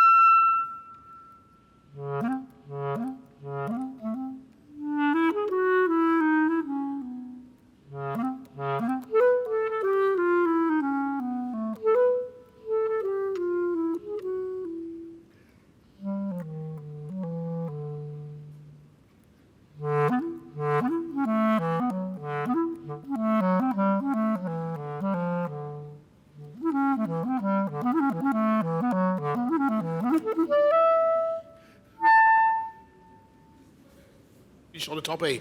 Thank you very much, Lisa. Thank you. Kien hemm xi żballi mela, però on the whole naħseb li tmur tajjeb. Issa naraw, it's up to the judges or whatever the outcome nisab grat ħafna li għat hawnhekk. Next, Samuel. Samuel Qatar, yes. Great to see you again.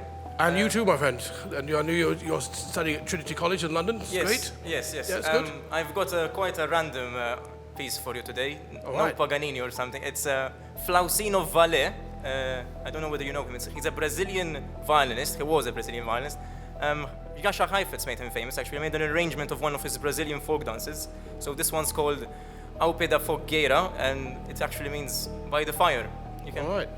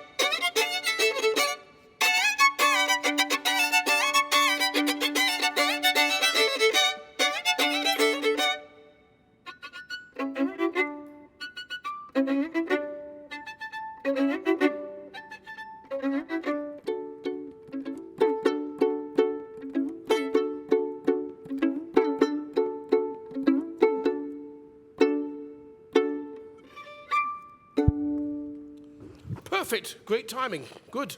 Thank you very much, D. Samuel. Okay. Thank you very much.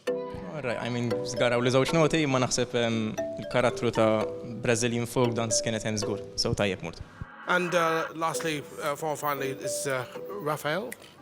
Yesterday you played a very interesting solo, which is all Metallica on your electric guitar. So we were very curious to hear what you can really play on an acoustic guitar. Ġidu nindoq iżdiet acoustic, għax elu l-oħra ma kienx tal-atoti.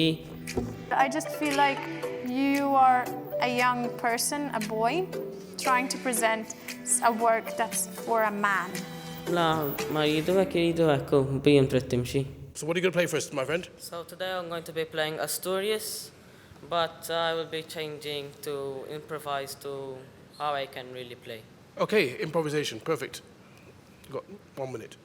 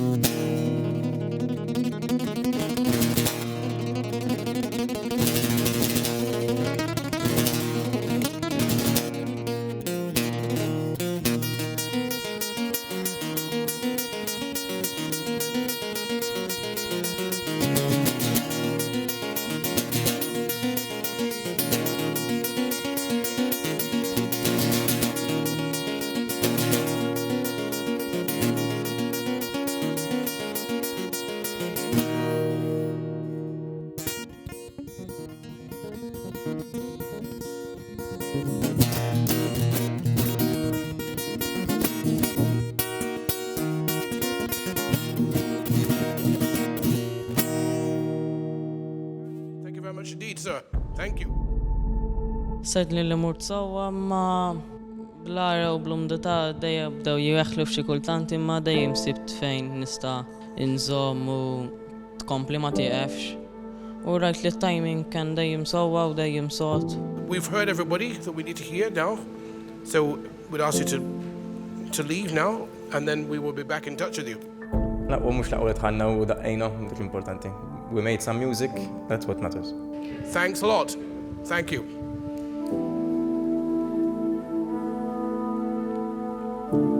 Jien għamilt l-almu tiegħi, sa bidej il-judges.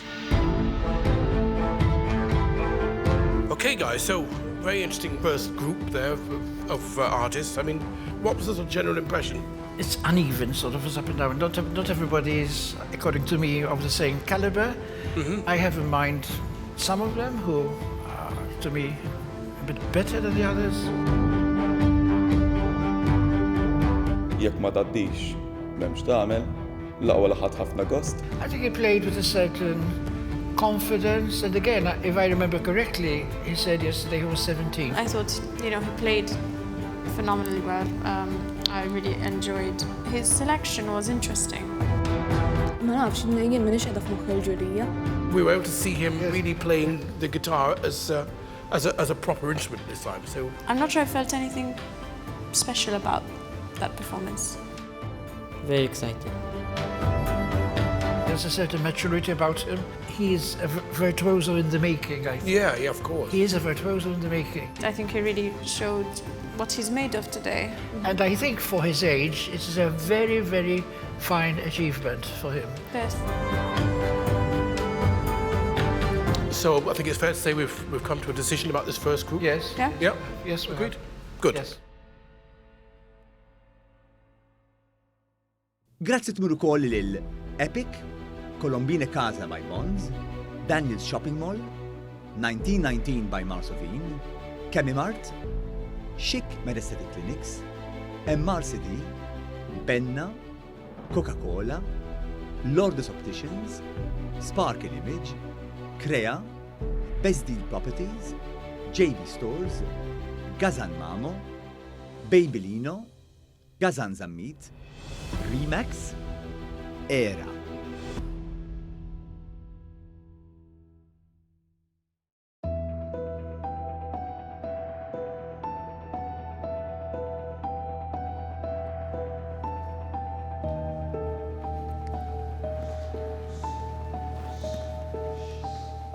Mela, il-judges iddeliberaw u wasal il-moment issa li nkunu nafu jekk intom se titħlu fis-semifinali. Mal-aħħar 12. Forsi ħajkun Kert daqqejtilna lil Michael Jackson u żgur li ħafna Maltin u Għawċin bdew ikantaw miegħek ma' dak is-solo li għamilt imma dik is-silta li għażilt kienet biżżejjed biex tipperswadi l-ġurija biex daħlu fl-aħħar 12. U int, Katrina, il-judges żgur li jammiraw il-kuraġġ tiegħek li tkun drummer mara. Forsi xtaqgħu li jurejthom aħjar kieku aktar teknika f'dak li għamilt. Mbagħad għandna lil Julian. Julian, illum rejtna li apparti milli inti bnedm serju, inti ukoll ċajtier. Iżda ħadd kompli titbissem wara li ngħidlek ir-riżultat u d-deliberazzjoni tal-ġurija llum. U Samuel, teknikament saħħart lil kulħadd, bla dubju anke lili għax bħala veri nistaqtajt li nifsi. Imma kien hemm biżżejjed ċarezza fin-noti li daqqejt. Taħseb li kont tajjeb biżżejjed biex tkun brillanti llum. U l-aħħar mhux inqas int, Rafael. Il-ġurija qalulek biex iddoqqilhom il-katarra akustika. U llum tajthom risposta. Imma dik ir-risposta kienet biżżejjed biex ittik il-biljett biex tkompli mal-aħħar 12.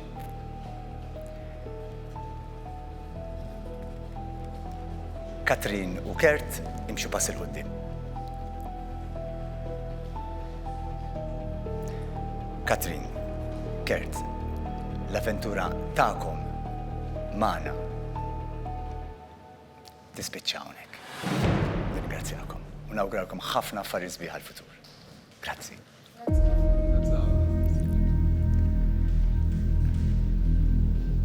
Julian u Samuel imxu l-qudiem.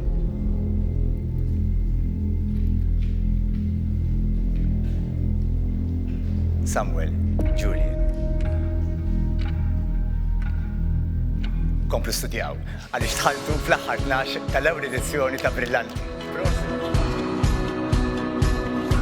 Well done, guys. Really, really well done. Well done. This is a momentous occasion, and I hope that you are happy. So we all reached the conclusion. So we're all very happy. Hope you are too. Well played.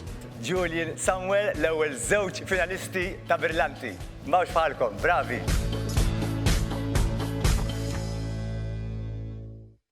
Raffaele, ersaħ lejja. Il-bieraħ kienet naqra emozjonalment imqalba l-ġurnata, Raffaele.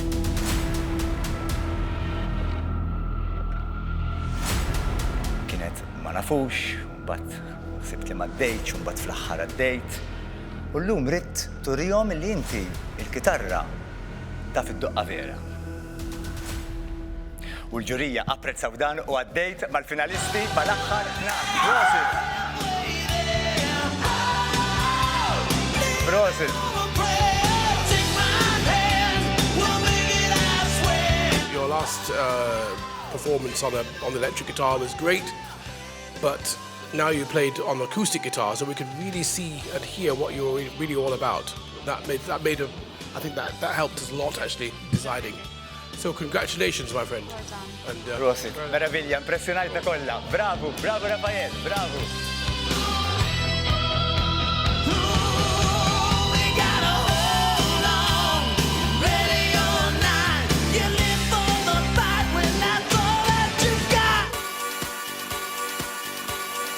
Daw kienu l-ewwel finalisti biex jimlew 12 il-post, immissa ħankomplu u naraw min se jkunu dawk il-Maltin lawċin żgħażagħ bravi tagħna li se jibbrillaw u jkunu fil-fażi li jmiss ta' dal-programm Brillanti.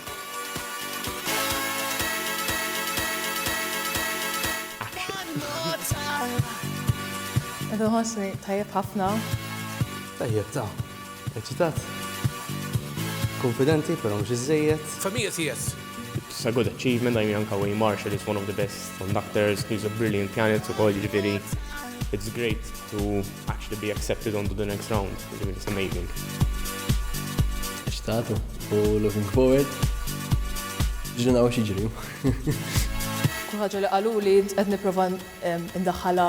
It won't last if you don't learn to actually support your voice. Innuża leħni kif suppost, il-kontrollu kollox, so, you know. Esperjenza fejn iltqajt ma' ħafna talenti eċċezzjonali, brillanti.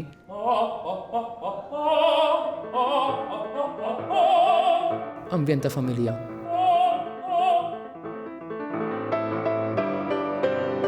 Allora jena xtaqt ngħaddi ma nieħu xejn bħala garantiju. Tħalt għalija, rajt li ħadd pjaċir. It's a yes, my friend. Qalu li daqqejn daqsxejn slow. I feel that it could be all a lot quicker. Yes, I agree. So I will make sure that I will take the right tempo today. Kellu daqsxejn problem tuning, so I'll work on that also. At night, qased naħseb jekk mhux ħanaddi u li qed naħseb fuq kif ħandoq u daqshekk. Ġifier m'għodx naħseb l-affarijiet għax there is distraction. Jiġifieri focus on what you can do daqshekk. Jiena dejjem kalm. Ġifieri mhux ħadd tkun problema, però ovvjament naf li ħajkunu jridu iżjed. Ġifieri it is a concern li isma' rrid nagħti l-110 issa mhux il-100, il-110 jekk anke 200. I found it very moving. You really touched me. Thank you. Però anke jekk ma ngħaddix ta'. L-esperjenza sissa kienet tajba ħafna, ġiena diġà kuntent. Iltqajt ma' ħafna mużiċisti ta' klassi għolja ħafna. U fl-aħħar mill-aħħar l-esperjenza li jiena qiegħed hawnhekk għall-esperjenza. I know what to expect, and at the same time, qatt ma tkun lest, it's a lot of pressure. I mean, you go in, you try to work on it, but at the end of the day, it's that moment, you just freeze. It's really, you can never be prepared for it. Għanna t-tini grupp hawnhekk, għanna l-Michael bil-klarinet, Michael kif intillum? Alright, mhux ħażin. Aħna għandna complaint. X'inhu? Huk Samuel għalilna li dal-lej ma stax jorqod. Għax tgħidx kemm inħart bil-lejl. U għalilna qajjimtu ma nafx kemm il-darba u infatti ġibajna miksurini lilna. Skużani mill-qalb minn issa. Nawguralek. Daniel, il-matematika tagħna, maths u statistics u l-pjanu differenti, ma inkredibbli xi ħaġa għalija. Jiena ma tantx kont fil-mezz, aħseb wara fl-istatistika. Ma iżżewġhom flimkien. Ifhem huma jitlu ħafna ma' xulxin hu. Għandek il-matematika jekk titkellem fuq il-barokk pereżempju, il-matematika li ħatara fil-progressions, fil-timing. Naħseb they make a beautiful marriage together. All right, I rest my case, Mr. Nimmerik, prosit, għax għandek raġun. U mill-mezz għal-medicina. Hawnhekk għandna tabib tubib. F'liema sena ta' medicina hija? Tilejn it-tielet. It-tielet, jiġifieri bħalissa kif konna xi ħadd li jħossu ħażin hawnhekk. Tista' tissukkorri? Ara ma jħossux ħażin fuq il-pjanu. Inti ma nafx hawnx. Inkont ikollna nsejħu il-xi tabib ieħor għax tistax timmedi kellek innifsek. Imma naf li bħalissa biżi ħafna qed tlaħħaq mużika u anke mediċina. Fih ix-xogħol u l-mediċina, u anke l-pjanu fih ix-xogħol, imma tipprova tibbilanċja fehmu, tipprova issib naqgħa ċansu. Ġieli jkollok tqum fis-sitta, tibda naqra, u viva neighbors. Mela, fejn toqgħod? Ħattart. Mela, in-neighbors kollha, l-ġurien kollha ta' ħattart, jekk Daniel Zagborġ iqum idoq fis-sitta aħfrulu għax forsi kolkom żonnu bħala tabib u ma tistax tgħid, jiġifieri. Vera? Nawguralek Daniel. Angelo, dan il-vuċi ukoll li smajna. Angelo, xi ħaġa interessanti dwarek, inti għandek ċans għall-passatempi? Ifhem, ma tantx inkollu studju ġifieri tal-kant apparti l-impenji li għandi kemm hawn kif ukoll barra minn Malta, ġifieri tipprova tlaħħaq ma' kollox. Ma tħoss responsabbiltà llum li titkanta tajjeb quddiem dawn it-tliet judges? Ifhem, tliet judges professjonali immens, jkun hemm dik il-naqra pressjoni li tit kollox. Toqgħodx tinkwita xi kollok il-pressjoni għolja. Hawnhekk għandna lit-tabib, jiġifieri m'għandekx xi tinkwita. U hawnhekk għandna lil Riona kemm għandek żmien? 15 sena. Għadek l-istikondarja. Għandi l-ħolef sena li ġejja ġifieri għadni kważi. U x'tixtieq issir la tikber? Jiena nixtieq inkompli fuq mużika u hekk, ġifieri forsi mur nistudja barra, ġifieri dak il-lejn. Isma' dik vera li jgħidu tal-kant li jekk taqbad l-ummija u tasarek timmaġina xi ħadd ma tkunx se tkanta sew. Ma nafx, imma li toqgħodx timmaġina. Ma mhux leħelin, ma le ġara xejn. Istimetlek xejn. Isma' jiena nawguralkom ħafna, issa ħansejjaħ il-ġurija, ovvjament urruhom x'intom kapaċi tagħmlu. Judges, you may kindly come in the room, please. Thank you.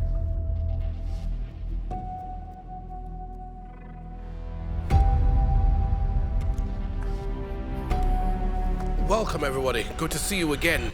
Nice to see you. And great that you've got to this stage of the competition, which is fantastic, and we're very happy. And So, good morning, all of you. The first on the list is Michael. Yes, this is Michael Kutayar on clarinet. And go to the microphone, please. And could you tell me what you're going to perform and why? I will be playing Jump Hearing's Carnival of Venice, an extract of it. And I chose it because it shows what the clarinet is all about. It's about it's rounded, nice sound, it's change of characters, exactly. The breathing, technique, exactly everything.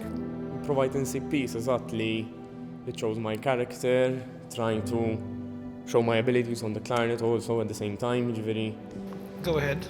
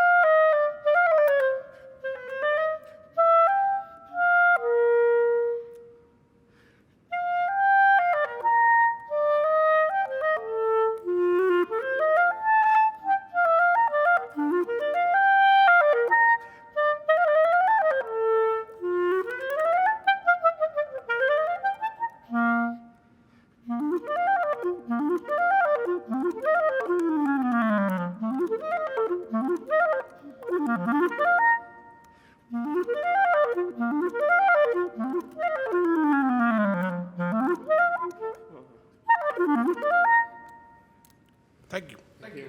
Thank you, Michael. Good. Thank you. Insomma, s-sena raw ġiviri, mafx. Lej l-axħar għaw zgarri daqxejn ġiviri s-sena raw xieġri. Next, Daniel, what are you going to play for us today? And why have you chosen this particular piece that you're going to play? So I'm going to be playing an extract of the beginning part of the third movement of Beethoven's Moonlight Sonata. Basically, it's a piece which has helped me through some tough times in my life, and I chose the third movement in particular because it's the most technically demanding out of the three. Of course, absolutely. It's nice to hear this movement rather than the first, which we all know, but this third movement really will show your technical prowess, so to speak. Okay, my friend, go for it. Thank you. Tirrikjedi ħafna teknika li nemmen li għandi u naraw kif imorru.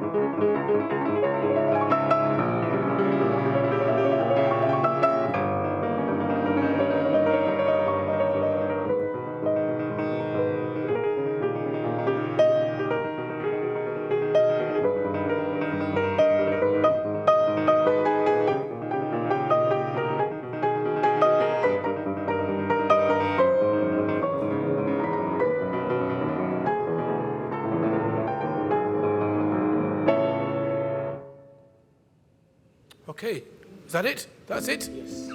Okay, good. Well done. Thank you, my friend. Thank you very much indeed. Għara kien hemm drabi fejn daqqejt aħjar, però in ġenerali naħseb għaddejt l-emozzjonijiet li kelli ngħaddi. And next, now Daniel is going to come. Daniel, you play it again.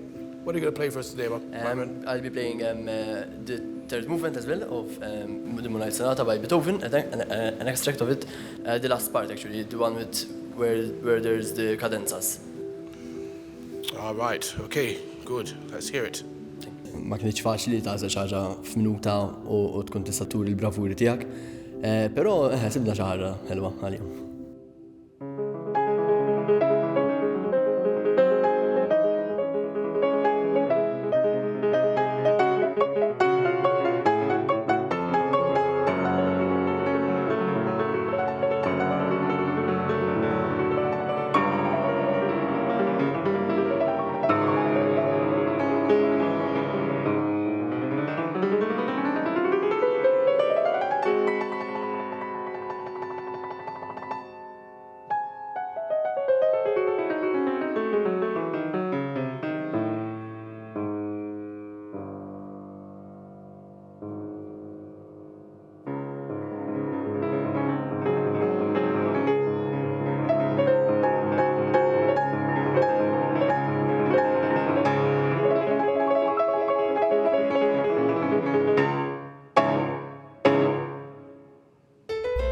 Thanks. Overall naħseb tajjeb il-ħin kellna kollox gazdaw, speċi ma għax beda jbeżżani dik il-minuta ma naħseb tħalt sew fil-ħin eżin. Hello, how are you? Good. So, what are you going to sing for us today? So, I will be singing L'alba spara dalla luce l'ombra from Francesco Paolo Tosti. And why did you choose this piece? It is something I love. Even its meaning, its words. ħajkun hemm fejn ura l-potenzjal tiegħi f'dil minuta fejn naf illi il-forte tiegħi huwa li indaħħal in-nies fil-mużika. At least nipprova. There's emotion. And when I sing, I love to give my emotions in my singing, and it's one of the best songs that Tosti did. Stage is yours.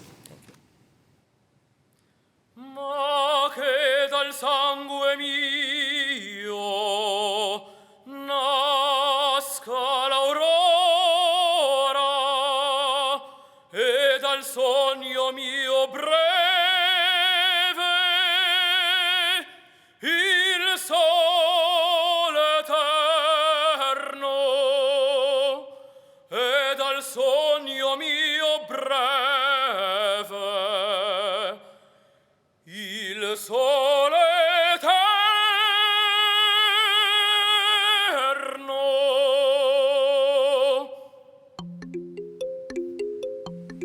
Thank you, sir. Thank you very much. Meta jkun hemm ġurija ta' professjonalità daqshekk għolja qed ħossok emozjonat, kun hemm dik il-pressjoni f'dan l-istat, f'dan l-stage. Iva. Riona, how are you today? I'm okay. Great. And what will you be singing for us? I will be singing Summertime by George Gershwin. Okay. And why did you choose this piece? It's a very lovely piece. Il-pisa nkanta naħseb iktar hija stil naqra differenti ma xorta tot bħala parti mill classical. Even though it's a classical piece, there is a bit of jazz in it which I really like, and I think it's a very nice piece.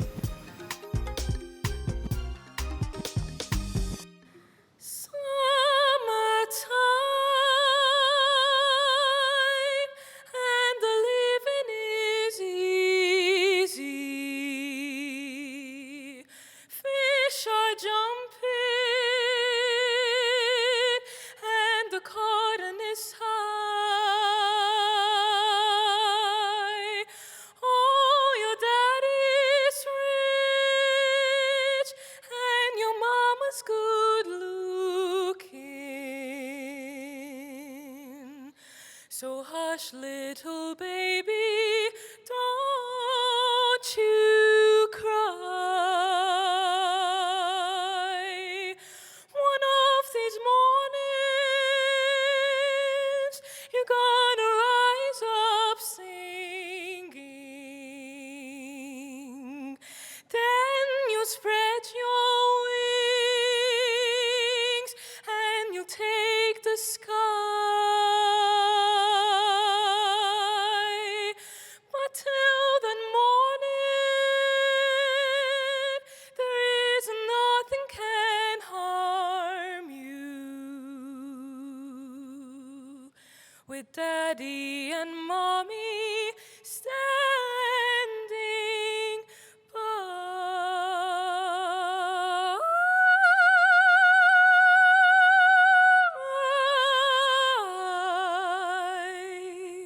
Thank you. Good. Thank you very much. Fil-verta ħassejt imur tajjeb, ovvjament kien hemm affarijiet li nista' nimprovja, imma overall, bl-eċitament u b'kollox ħassejt imur tajjeb. Thank you very much indeed, all of you. You're free to go for now. Thank you very much indeed.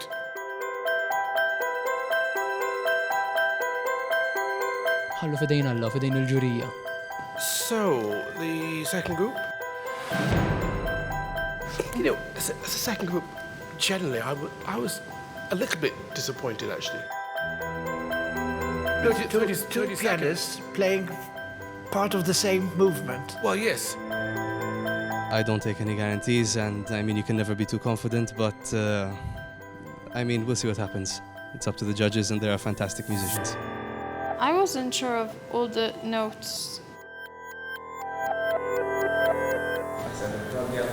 Ma jaħsibx li ħena.